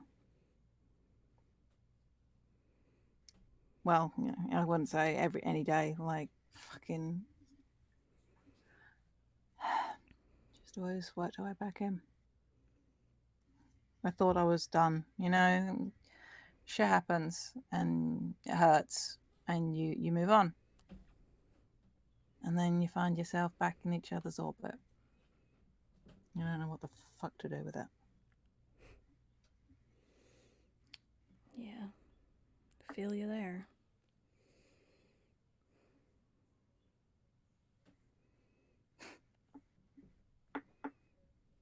Can't believe I didn't know she was your sister.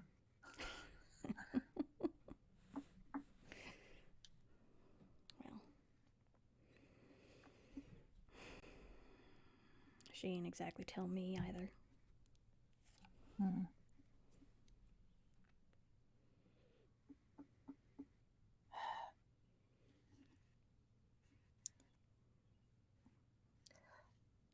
I shouldn't have brought it up. Sorry.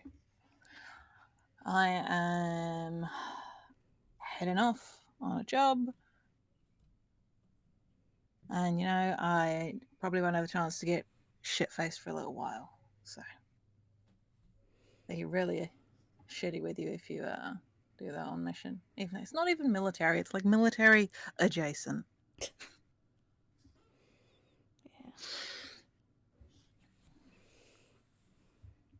You gonna tell her before you go?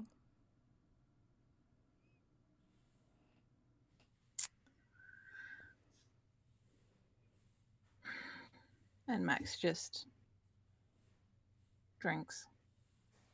And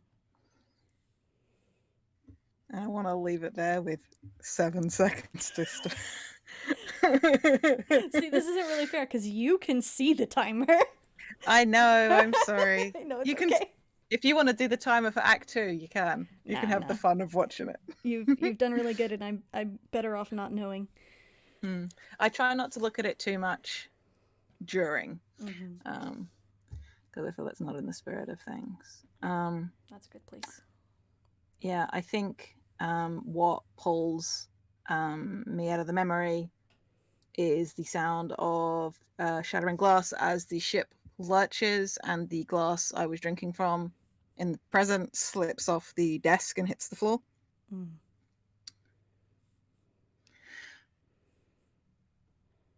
And it's frustrated.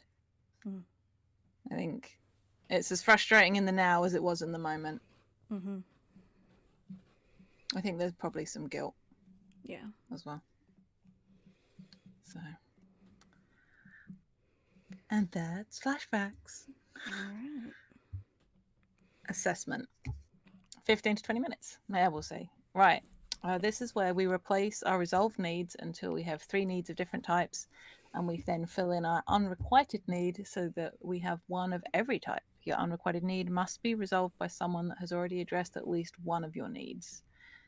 And Fallout, we each declare a location inaccessible and describe why.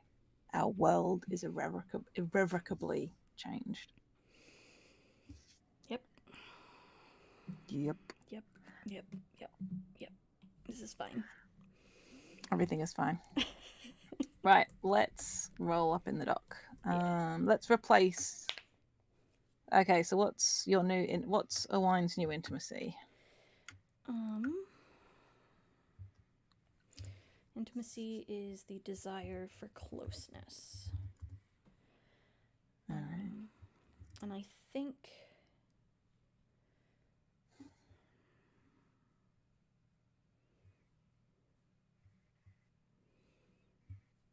man, I didn't really think about this step. Mm-hmm. I went hard with the first one. Yeah. You did. Look, I mean, to use the vernacular of TTFIM, I mean, it could be smooch country. It could be smooch country. And Wine could want to go to smooch country. I don't know how she feels about, how they feel about the people they're on a ship with. It might be none of those people are viable smooch country explorers. I don't know where I'm going with this. All right. I'm going to go big or go home. Hell yes. And say smooch country. Yes, August, smooch country.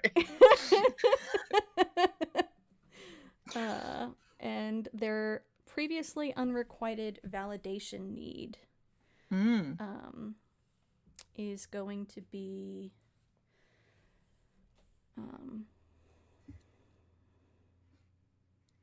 to be told they made the right choice.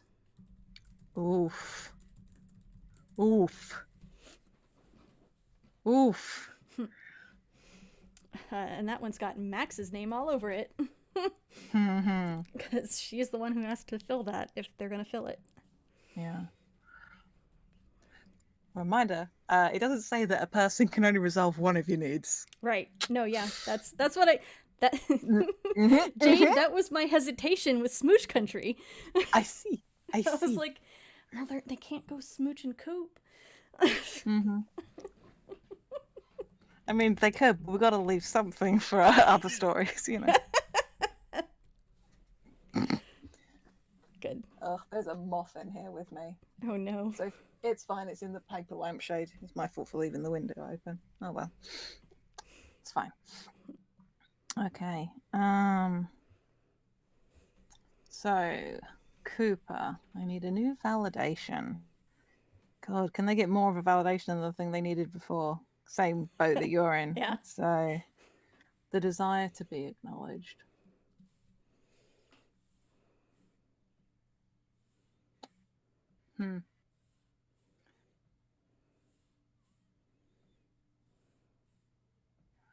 I don't quite know how I want to phrase this, and sorry, Graham, for putting this on you. I think they want to be told that it sucks that they're going to die when they're so young. Oh. Yeah. And that jives with what they were talking about before.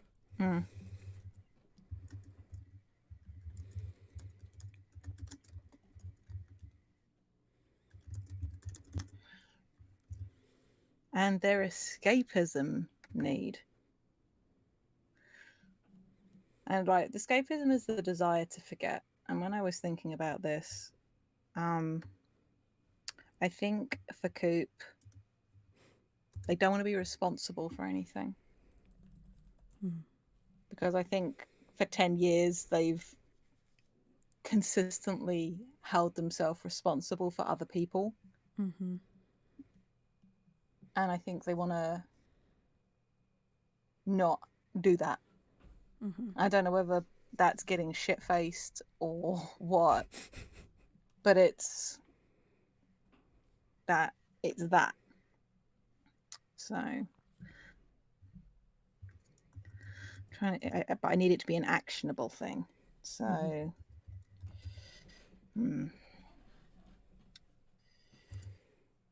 I realize this is what Graham has to do if anyone does it. Right. So God, what could this be? Oh, this is a 15 to 20 minute step. This is fine. Yeah, you don't need to rush. To be relieved of responsibility. To be told to stand down. Oh, maybe not quite that. You know what it is? To get to act like a child. Oh. Or like the young person there, because Coop's not a child. Right. Like they're in their mid-20s, but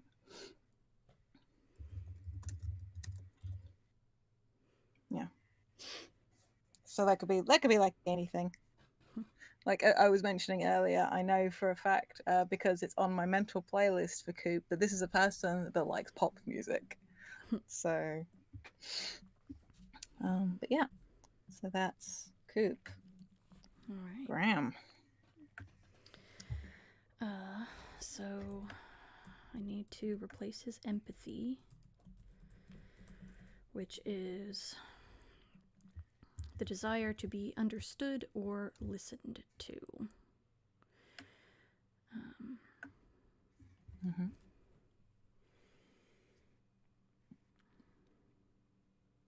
I think they just want to tell stories.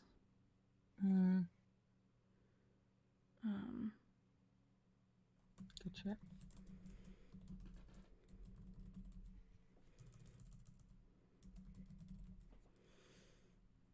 Yeah. Particularly like stories of like shit they've been through, but in like a fable-ish kind of way. Yeah. And so what's this intimacy need, huh? Huh, Danielle?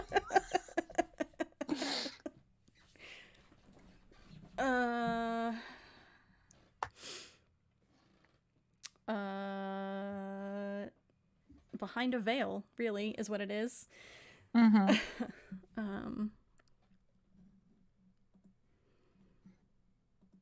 think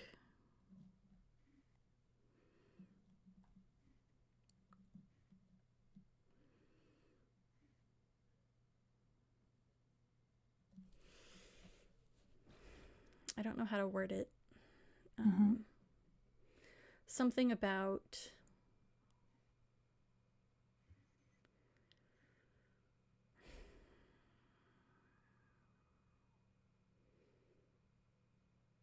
being close to another human in a way that they can't with Palladium, but without excluding Palladium. You gotta let somebody else touch your mech, dear.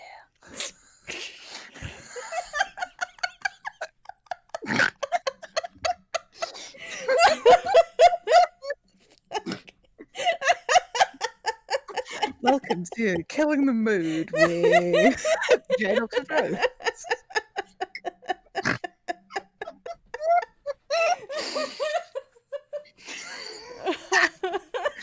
August, oh my god, in the chat. Yeah, baby. Yeah. To let someone touch their mech. Hey, see, I didn't put any kind of inverted commas around that with my voice. Sure, Danielle. you didn't. No, I was literally referring to Bonds and how Graham wasn't let anybody else work on his mech. Yeah.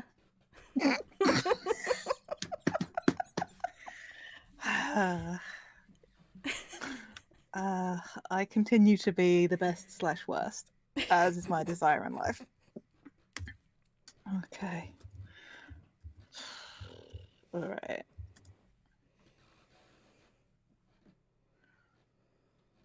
Okay. I need a new intimacy need for Max.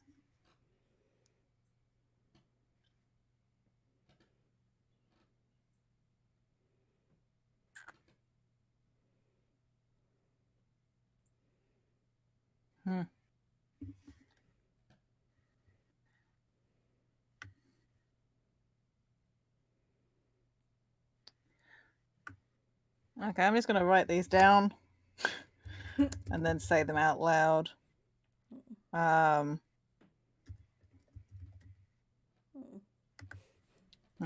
give you that second one.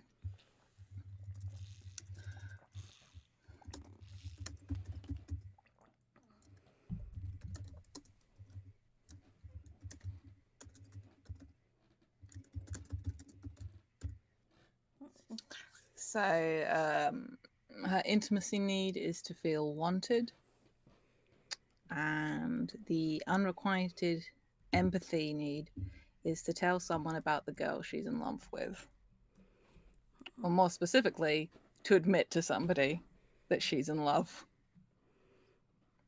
So, oh no, Brian's made us something in the text channel. Oh no. Oh no.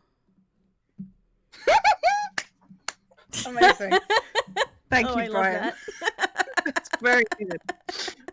That needs to be the Roll20 wallpaper every time we play This Town is Full of Monsters. The Promised Land.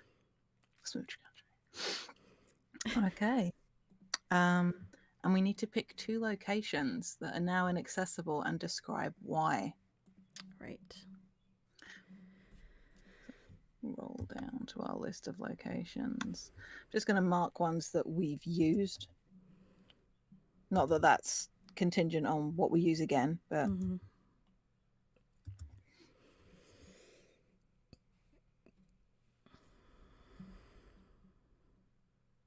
I mean, I'm just going to strike out this one because we already kind of alluded to it, and it Yeah. was more of a fun notion more than anything, and I don't think we're going to get to it anyway. So I'm not Mhm. counting that as my choice. Yeah. Um, For the but listeners, Jade mhm. crossed off the wreckage of the ship that we came here to investigate.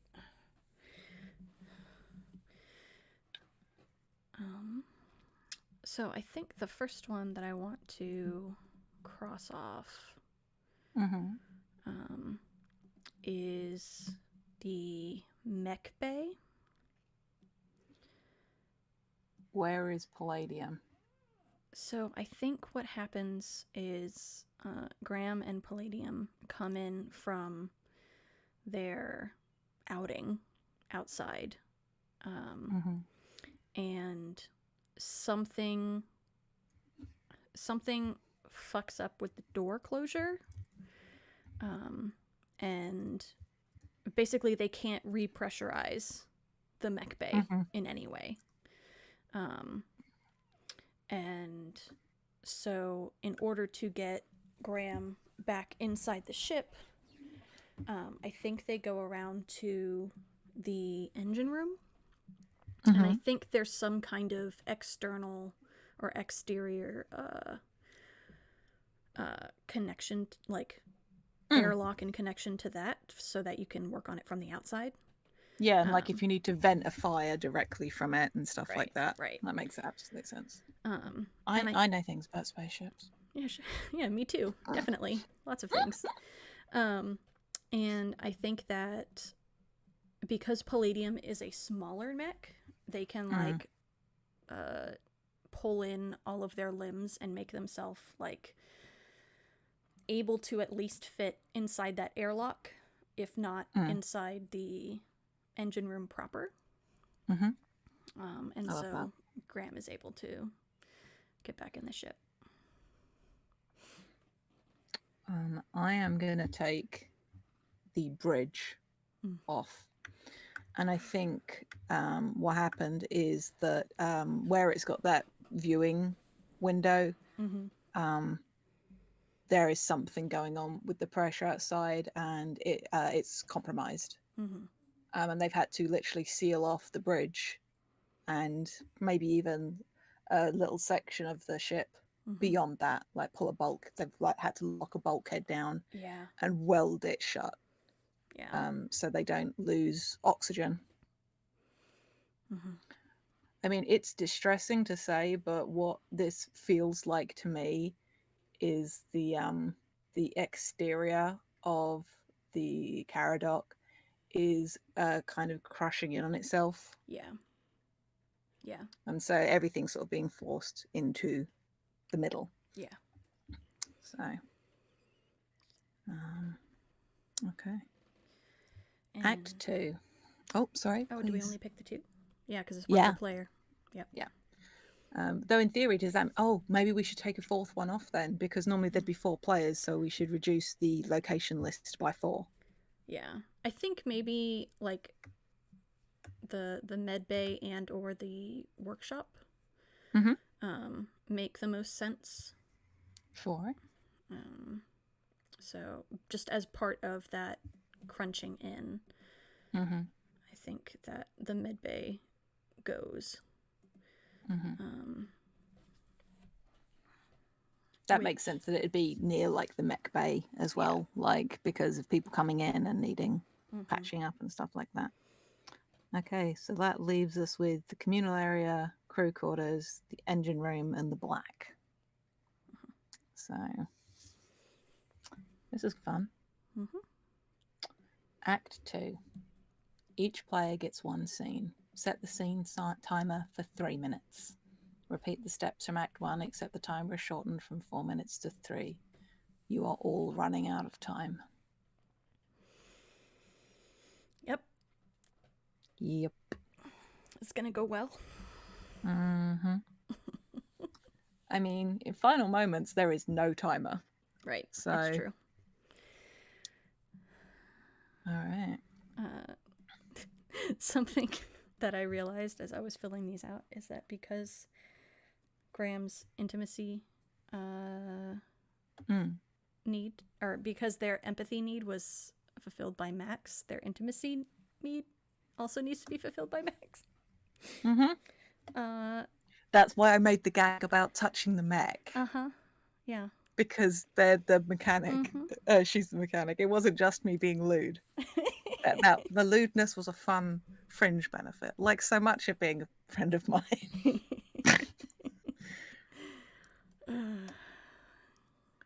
Optional extras. Okay. All right, I have an idea for that one. And I think...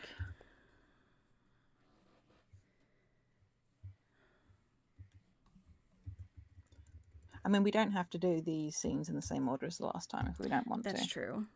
We might want to, like, go from bottom to top this time, just to change up the order. Bless you. Oh, thank you. All right. Oh, no, that means I'm first. That does mean you're first.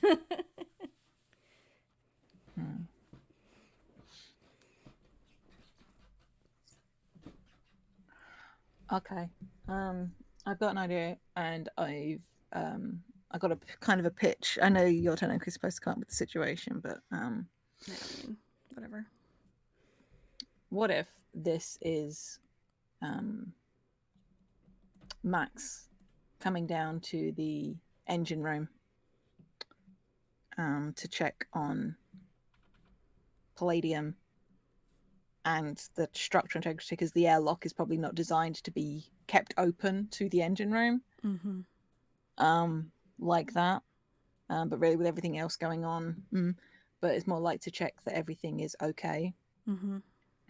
And obviously, and she finds Graham there, but I like the thought of her coming in and like Graham is just talking to Palladium quietly because the engine is dead.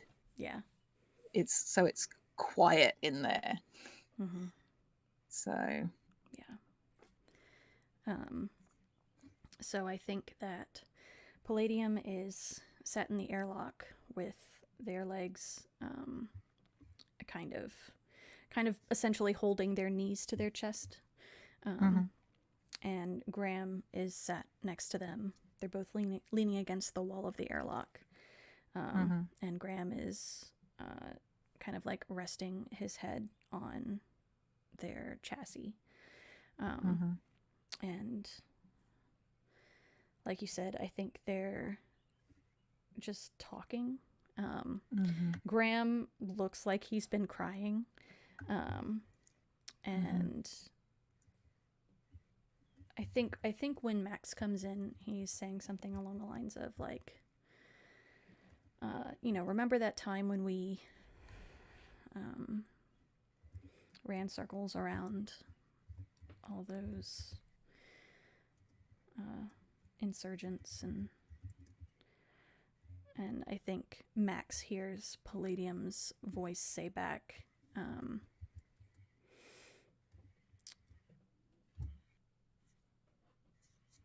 I think you mean I ran circles around them.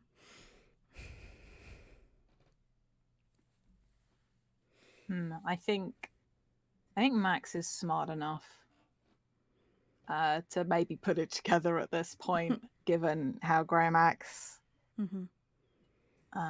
Maybe Coop said some weird stuff to her.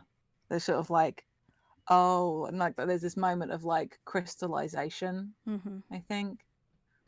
And I think like there's this little sort of smirk and steps in like over the lip of the engine room door with a kind of a deliberate clang, not in an obnoxious way, but more in an announcing her presence sort of way. Yeah. And because I think it's like a straight shot down to the airlock and goes, well, that might explain a few things. Graham looks up sharply, and I think Palladium's eyes dim, as if to give plausible deniability, I guess. And Graham says, I don't know what you're talking about. What? Oh, you two are fucking adorable. Graham looks at Palladium, and I think Palladium's eyes come back on, and they say to Max, like, "Thank you." I think Max just like, because that's the confirmation, real confirmation. And then she looks at Graham, goes, "See, somebody here has manners." Graham looks back and forth between the two of them, like looks at Max and like is appalled, and then looks at Palladium like, "You."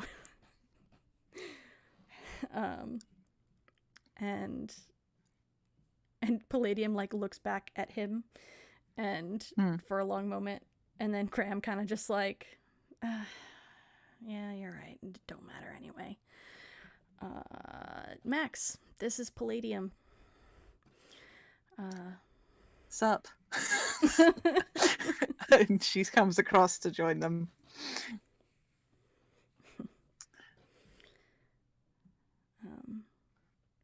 And Palladium says, it's a pleasure to meet you, officially.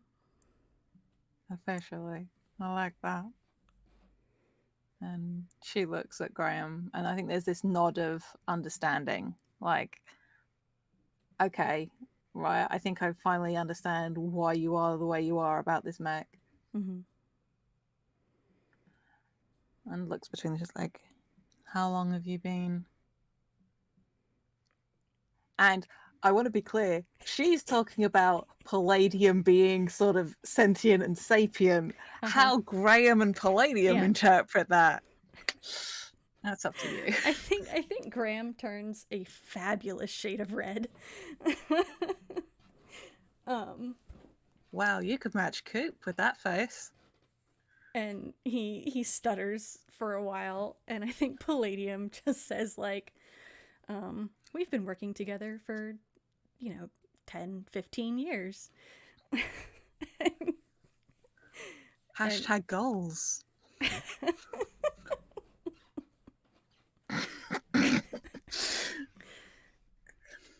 And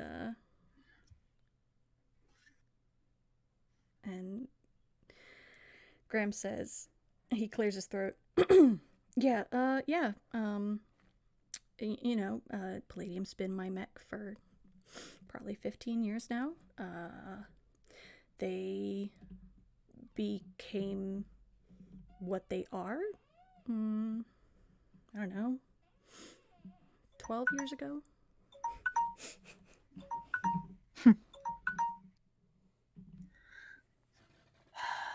Man, I wanted that to keep going.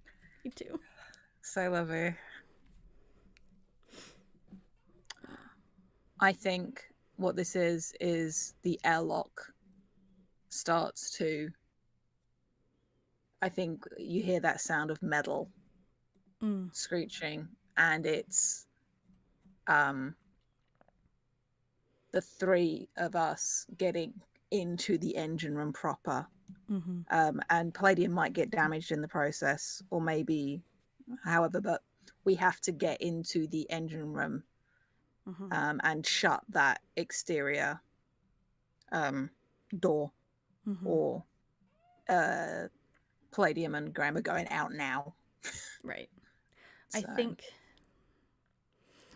All right, I'm going to make this really distressing. Yes, good. Palladium can't fit inside the engine room. Palladium's stuck on the other side of the airlock door. Oh, you're a terrible person. I know, right?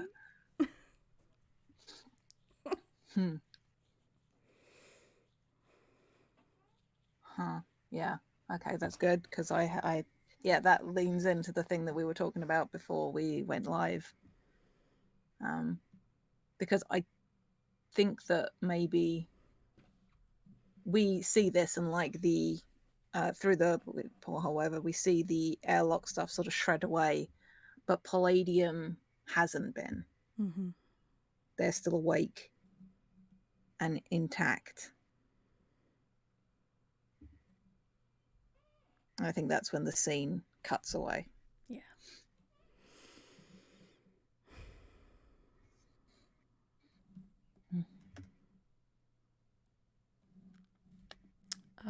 I'm going to cross off the let someone touch their mech just because, Mm. in a metaphysical sense. Sure. Brian. What has he said Brian now? in Twitch chat.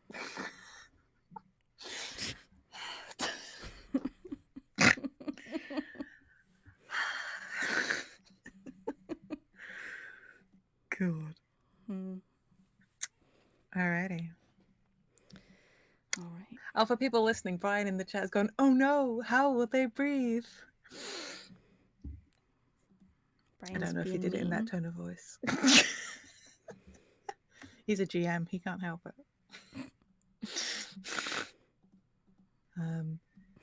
So yeah, Yep. we're snaking back up the ladder, so it's Graham. Yeah, it's Graham's turn. Graham will not leave Palladium's side, full stop. Yeah. So engine room again. Yeah, so engine room again. I think with Coop, Mm-hmm.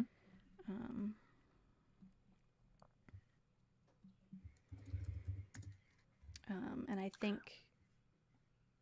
well, go ahead. I think this is the moment the transmission is ready to go. Mm. And I think Max has probably come through and said what's going on. And this is when Coop has the idea. Mm. Yeah.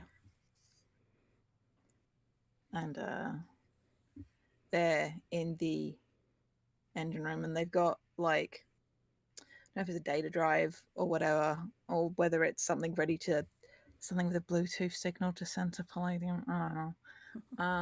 Something that can transmit on a short range. Right. And they come in. Graham is sat in front of the airlock door. I imagine it's not necessarily one of those. I'm envisioning it as one of those where you can see into the airlock. Because that's generally relatively necessary, so you can, double check that no one's in it when you vent it. Absolutely. At least no one's in there that you don't want to be. Yeah. And so he's sat facing the airlock and just kind of like looking at Palladium, and Palladium's just looking back, and so they're just kind of in that kind of stasis.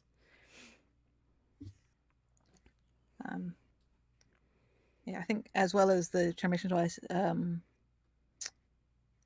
Coop's got a couple of little earpieces, and she's got they've got one hooked over their ear, and they give one to Graham as they approach. It's just like, how y'all holding up?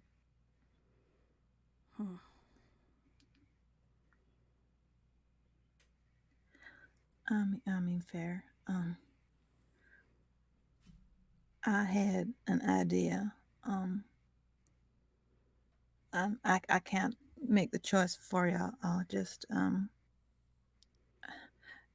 we got the transmission that we're wanting to send back, and Max told me the Palladium's doing all right, all things considered, and that seems real weird given the state of everything else. But well, the thought I had, and Captain Evans was fine with it, was that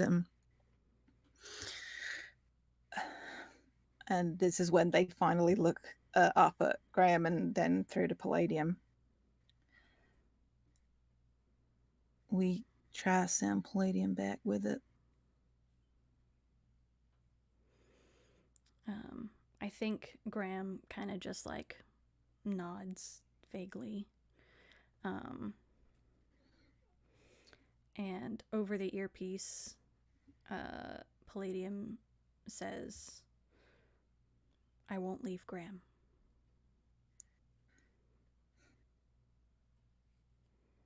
I mean, all things considered, Palladium, I understand that, but I don't know how much longer we're going to be here. I mean, you could wait until after, but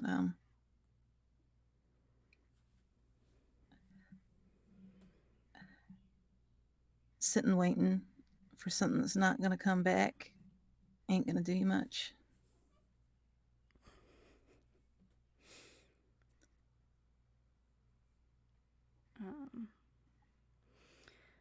Graham looks up at Coop. Says, they'll take it. All right.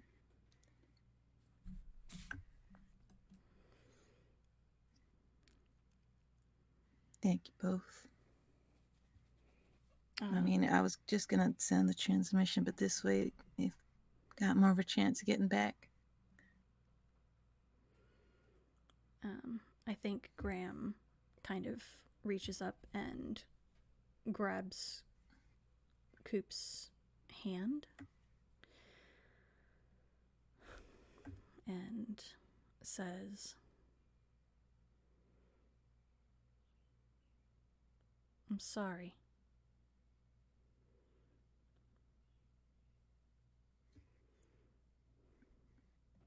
For what? That you're here.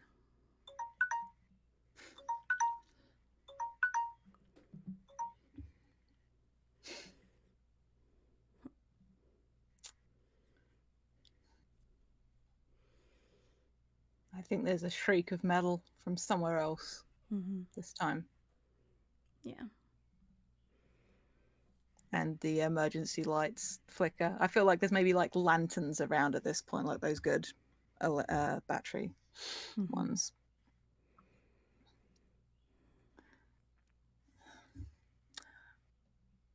But hey, got a need met. Thanks.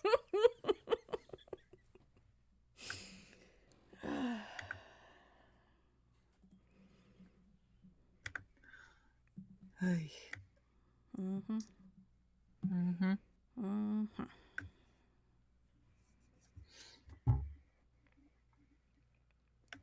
All right. Oh man, so it's Cooper's saying. God, what do they even do now? Fuck. Hmm.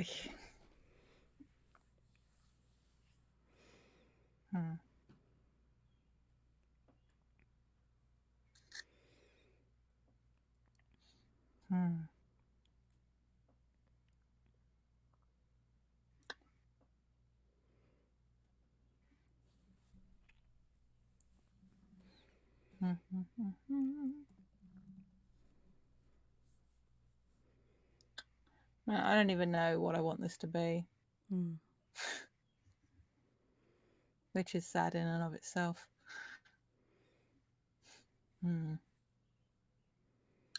Oh. You up for something aggro? Yeah. Sweet. All right. This is going to be Coop going to find a wine.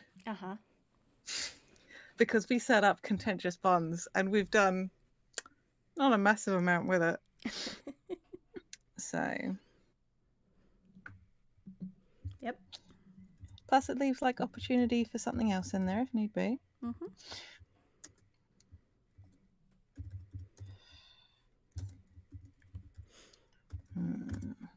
Where is this happening?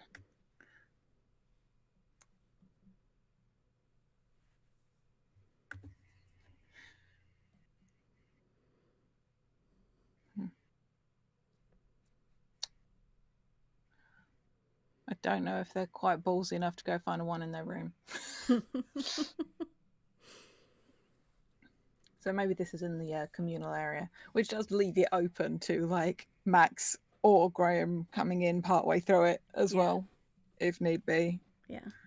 So, but yeah, you have to. What's the situation in there right now? Because it'll be a juggling act to play, but if Owain and Max are talking, that's fine. Because Coop will just like. Yeah. Wait on in there. Yeah. I mean, I think Alwine and Max are just kind of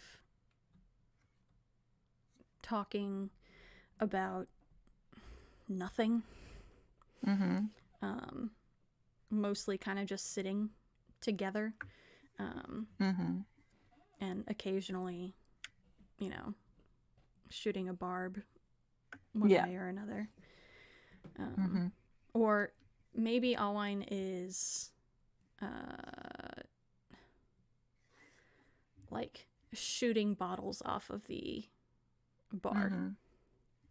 I love that. Yeah. How does this start? Fuck. Hmm.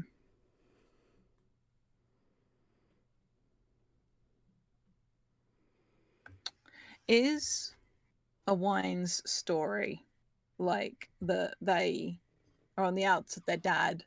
Is that any kind of common knowledge? Or is that like, are they real tight lipped about that? I think for anyone who's familiar with the military, like, at all, Mm-hmm. like, they know who their dad is. Yeah. And probably, like, you don't have to dig too much to get the gossip that, like, oh, Mm-hmm. well, Alwine Evans was on their way to, their own kind of general seat Mm-hmm. when they, you know, turned tail, essentially, Mm-hmm. and ran, Mm-hmm. so to speak. That's fair. Oh, I think I know how this starts. Mm-hmm. I think I'm not sure how long after the scene in the engine room this is, but Coop sort of not quite bursts into the room, but the hair is like even more all over the place, and they've clearly been crying. Um, and they sort of go up to a wine. Um, Why did you pick me? Alwine kind of blinks and holsters their gun, and looks up at Coop. What do you mean, why did I pick you? You were the best person for this mission. Right? Is that and that's all it was? You just thought I was the best. All the people in my field that could have done this job, it had to be me. Alwine kind of shrugs.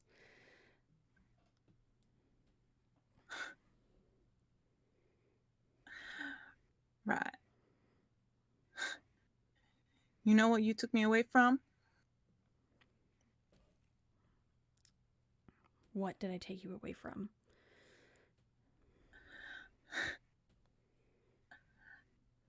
I lost my folks 10 years ago, and it's been my brother, my sister, and me since. And, we make it work because we gotta, but they're not gonna have me anymore.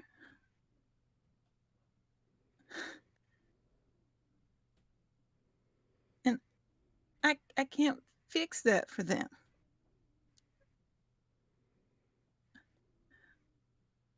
I wasn't supposed to.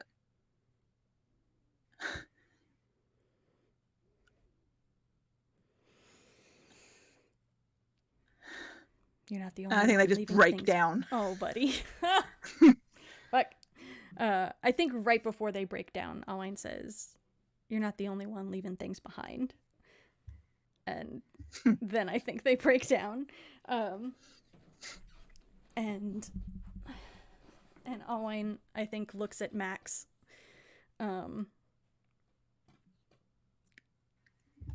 Max, I feel like does sort of a little bit like, what do you want from me here? Like the kid's got a point. And I think Alwine's like, they looked over at Max kind of like helpless, like what do I do with this? And then like their face kind of hardens, and they look back at Coop, and they say, "At least you've got folks who'll remember you fondly. You act like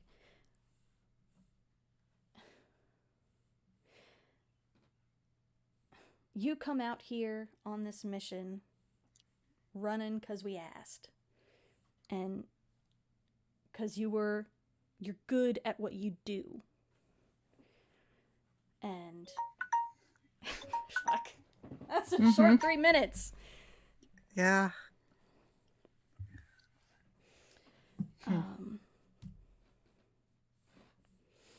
I think that communal area begins to break down, and they have to like scramble to get out of there.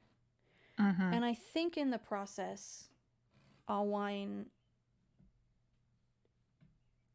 does something to save Coop.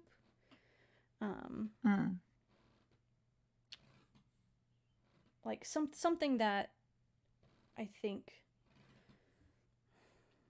maybe might, like, Alwine's a jerk and an ass, but also they don't, like, they're not actually happy with the situation and the fact that Coop is here and that Coop is gonna die. But I think that communal area kind of goes down. I think they did vent their anger, though. Yeah, I was gonna say that felt good. Trying to decide if that almost met Cooper's need to talk about their family. I think it did. I think it did. Yeah. To talk about what they're leaving behind. Yeah.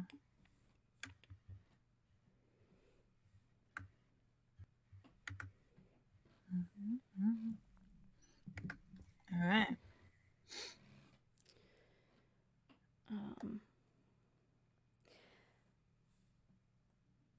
And so I think this last scene is pretty much right on the heels of that one. And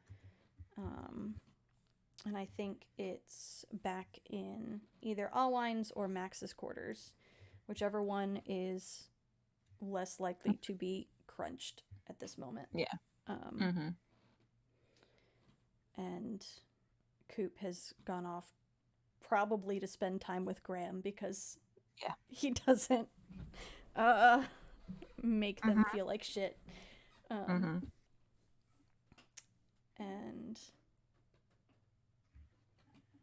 so, yeah, whose quarters do you think it is? Alwine probably has slightly larger quarters. Maybe slightly. Maybe there's nothing in it in a ship this size. Yeah. Oh, it makes sense because Max's was probably right next to the med bay, so maybe Max's is gone. not safe to be in. Yeah. Or it's too close to somewhere that's already compromised. Yeah. All right. Yeah.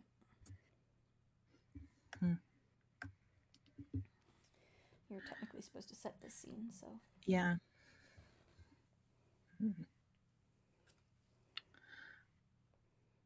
Is this, at the moment, is this just the two of them, I think, like, sat on Alwine's bed? Or even that they could be lying down. Yeah. The two of them, I mean. Yeah. Maybe mirroring their spot from Yeah. earlier. Yeah.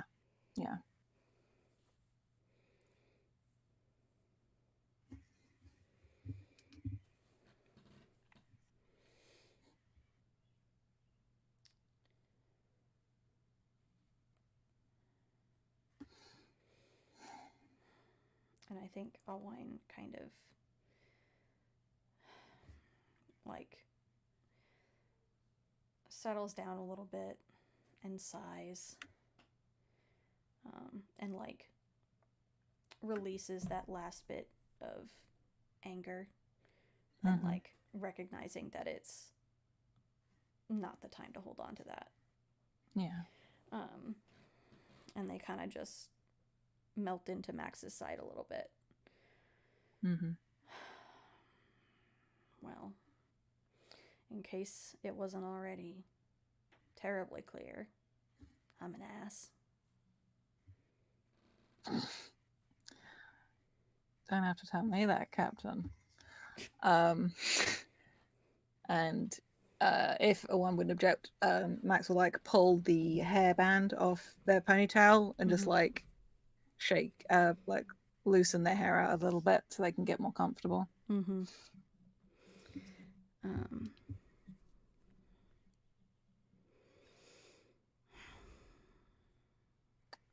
Doesn't mean you were wrong, though.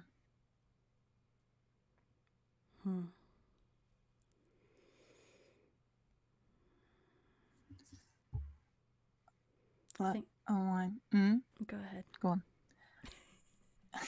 Look, the way I see it, we did what we were meant to do. You got the best people for the job. If things had gone right here, we'd probably be heading home now. The fact that we're not isn't down to you, isn't down to Coop, or me, or Graham and his mech. We all did what we were meant to do.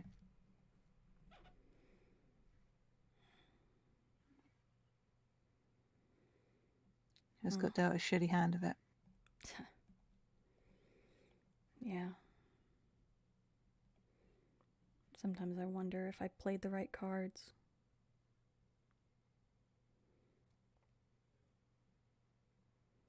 I mean, what are we talking about here, Owen?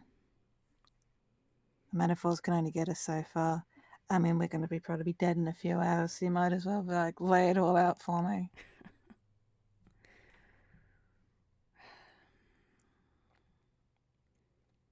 I'd probably be living tomorrow if I'd done what my dad wanted me to do. Yeah, but that would have involved doing what your dad wanted you to do. And fuck that guy. Yeah, it's pretty awful.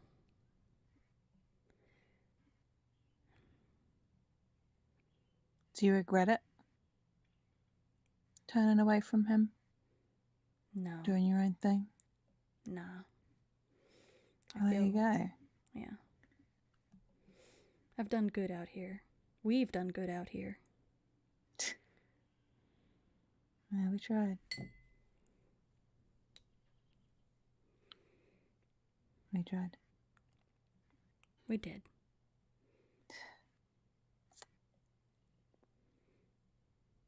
Still wish I'd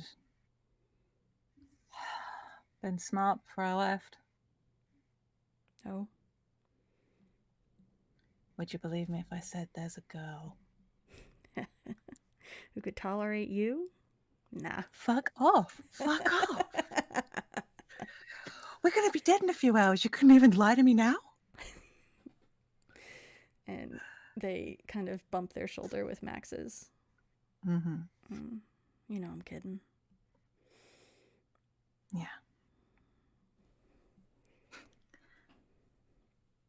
I'm glad you're here. I'm glad you're here too.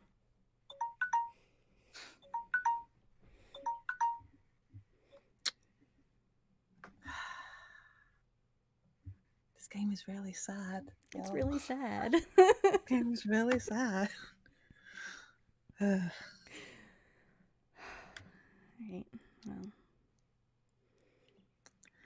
Well, I feel like I got to feel wanted. So.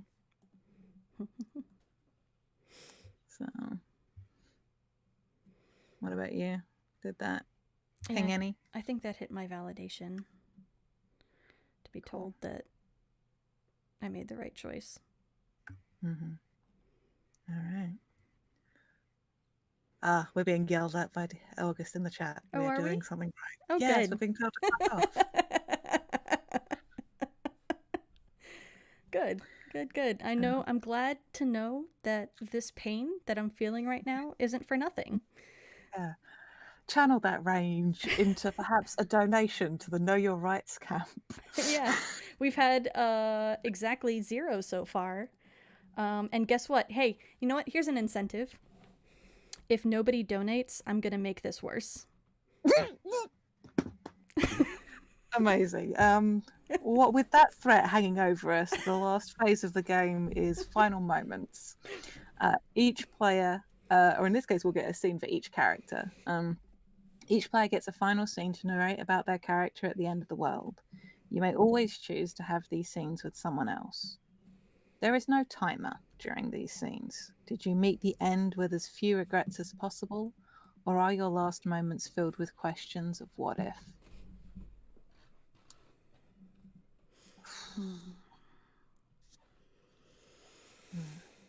Well, let's give Dora or August a chance to give us some money. Shark saying that's not an incentive that he lives for the pain. Well, I will make mine less painful. Oh, Richard's saying bring the pain and he'll donate. Okay. I love you, masochists. Okay, so vote in your donation whether you want more pain or less pain. And whoever wins the vote, that's the one we'll go with. So, just donate a lot of money to the one that you want. Bidding war in the donations.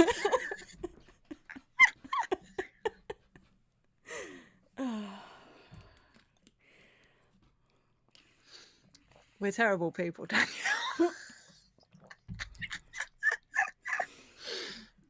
Listen, between Dead Friend last week and this week, I'm just letting my angst gremlin flag fly. Oh, let me tell you, I get to do worse. I'm playing A Long Night in the Mech Bay tomorrow. Uh-huh. Pain can only grow.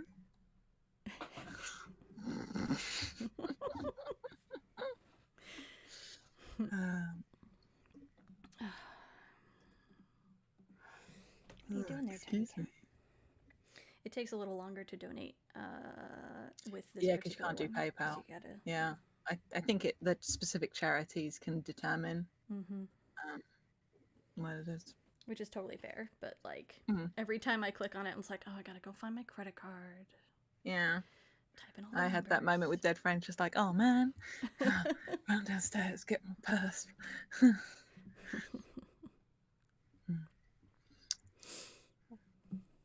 But yes, in case you've joined us sort of partway through and missed the beginning, this game is, as you can see on the overlay, Kiss Her Before the World Ends by Alice Grizzle. There's a link to where you can buy it on itch. I think it's currently $10. Yeah. Support this really rad game. It's a good game. It is a good game. The description on itch actually says 2 to 4 players. So yeah, and I think I had a moment when we were when I asked if you wanted to play this game. I was like, hey, do you want to play this game with me, 2-player style? And then I actually read the rules and I was like, wait a minute. No, it doesn't matter. We can make it work. Ha ha. Oh. Sorry about that. All right, so Shrog said, make it hurt for $20. Richard said, pain for $30.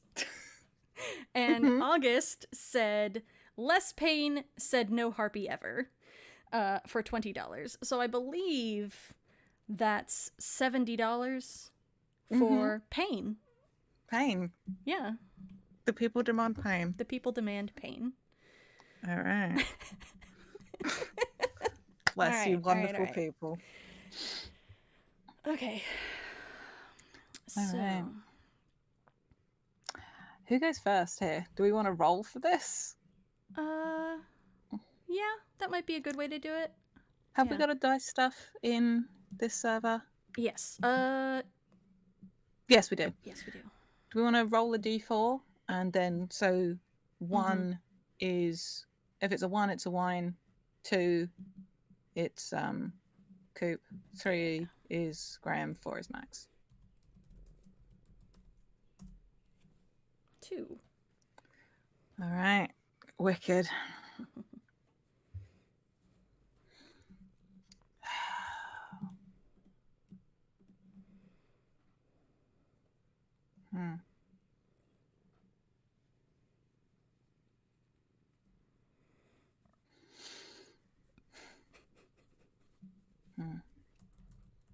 Liz did not.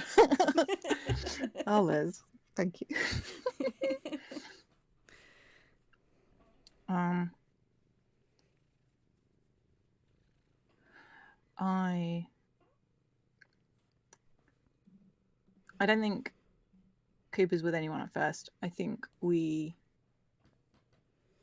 see them in their quarters, just like grabbing a couple of things. And if this was a camera, like we see them put a set of like earbuds in, and we hear the tinny sound of music, and I think it is something kind of upbeat. I'm trying to think of a band that sounds upbeat, but they're actually quite sad. No, like, because some bands like have sad lyrics but upbeat songs. I get you. I just Bastille are good for that. yeah. Is the first one I can think of. Space Bastille. Space Bastille. Spastille. No. But I think and then it pans to sort of their perspective, and you get the music becomes non-diegetic. And you see them. Death Cab for Cutie is a good call. Okay, Death Cab for Cutie. I'll follow you into the dark. There we go. There's a nice upsetting song for this. Yep. I'll follow you into the black. Sure. Oh, God. And we see them taking off their watch, the incredibly looked after but battered wristwatch. And as they take it off, you can see like the patch of skin underneath it is like, and Cooper's a pale person, but this is even more so. And there's like almost like there's no hair there where it's been worn away. Like they have worn this watch every day, and they pack it up into a small box. And we see them go into the engine room. And the earbuds come out, but you don't hear what they're saying.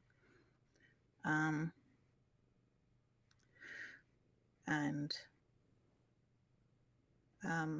we see them talking to Palladium and Graham, and the watch gets put into this little box. It's a space-worthy box. It's the future. And on it is written, take care of this for me. I love you both. And uses one of the small vents in the engine room to send that out to Palladium to catch it. And they do that. And I think they're crying, but they're smiling a little as they watch Palladium sort of catch hold of it and stow it. It may be somewhere where Palladium can stow things. And they sit down next to Graham. I think the shot is of the two of them just swapping stories. And that's Coop's scene. Okay.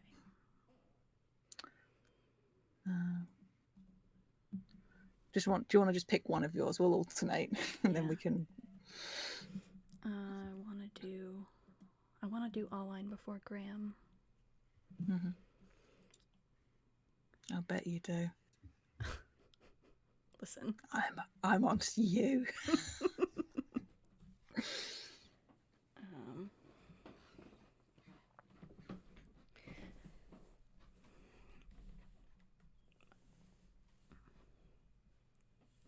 And we can obviously scene this out. It doesn't have to be a narrative only. I just didn't have anything I think Coop would want to say to anybody. Yeah.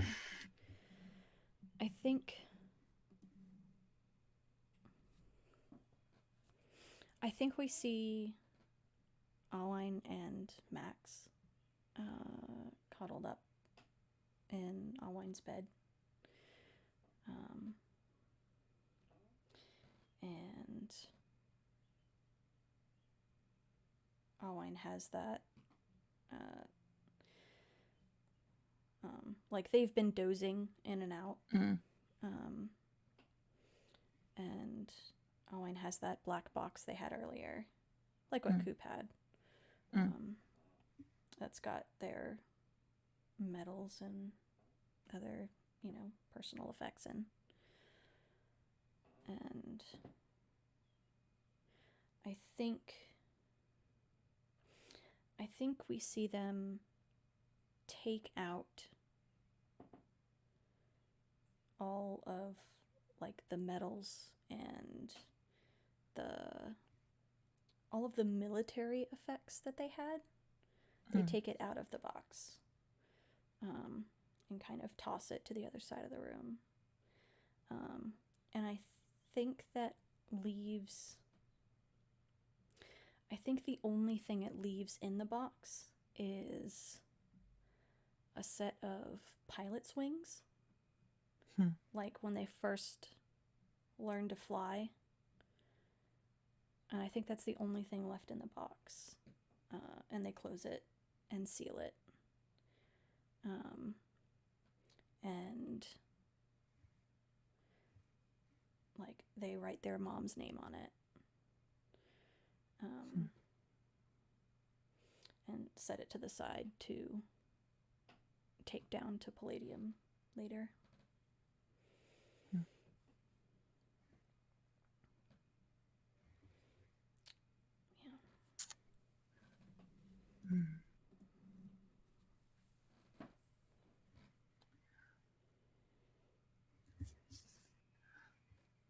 Right.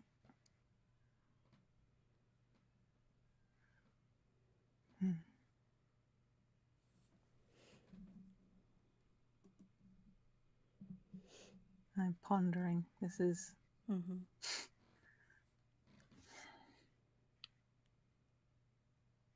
Oh, look at I think for Max, this is there is regret, clearly. And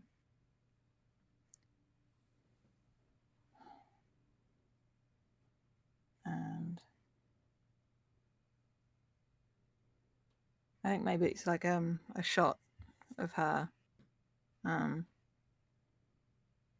Maybe this is with a wine as well. You know what? Fuck it, because we can, and you and I talked about it, and it's cool. I think this is maybe a shot in the moments afterwards, for the sake of our veil. I think it's maybe, I don't know what exactly happened, but I think there was a moment of the two of them wanting to be close. And I think it was probably bittersweet. And then I like the thought of the two of them, a wine just asking, so who is she then? And Max pulling up like basically a cell phone and pulling up some photos of this woman, and the two of them are clearly younger, but this woman looks a lot like Tessa Thompson in Fun Buns, like at roller derby, laughing a lot. And we see Max talking to a wine about her and how Max hates that she wasn't brave enough to say something sooner or forgive Meryl faster. And that's Max's scene.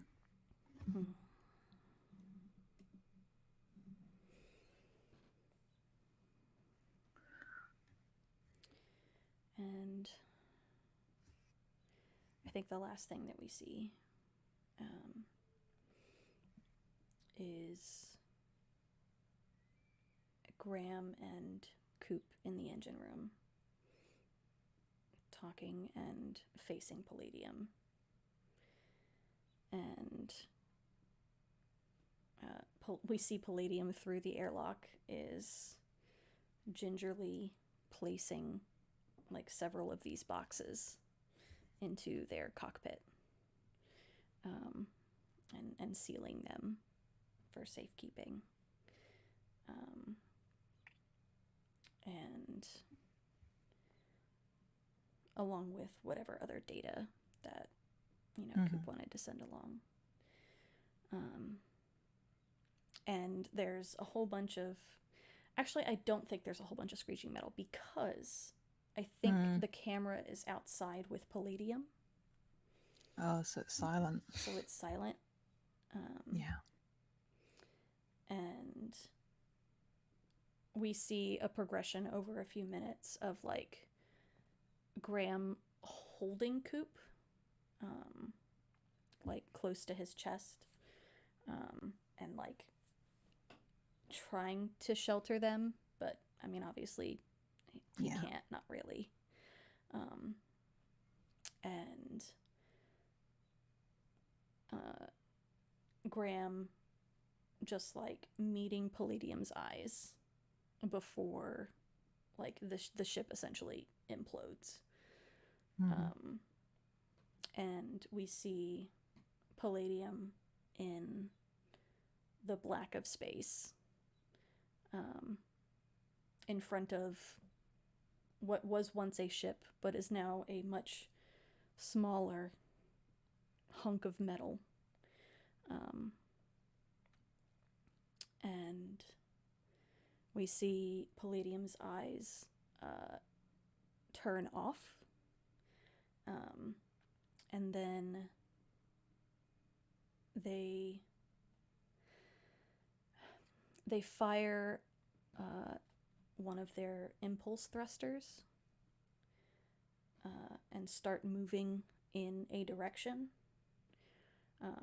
But as the camera pulls out, we can see that they're moving very slowly, especially for space. It's so slow. Like, they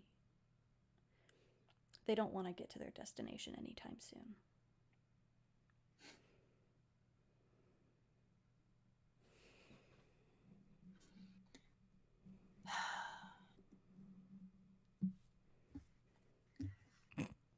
So that was Kiss Her Before the World Ends. Hope you all enjoyed it. I'm emotional. It's very good. Thank you, everybody that has joined us today and yelled at us in the chat. Obviously, it's very good for us. Yeah, my thoughts exactly, August, is the mood of the day. But yes, if you enjoyed these characters, please tune into The Room Where It Happened, Season 2 The Bleed, where you can see more of a wine, or Building the Bleed, Spirit of 77, where you could meet Coop, or various arcs of Follow the Leader, where you can meet Max, or I forget which number, Building the Bleed, where you can see Graham die again.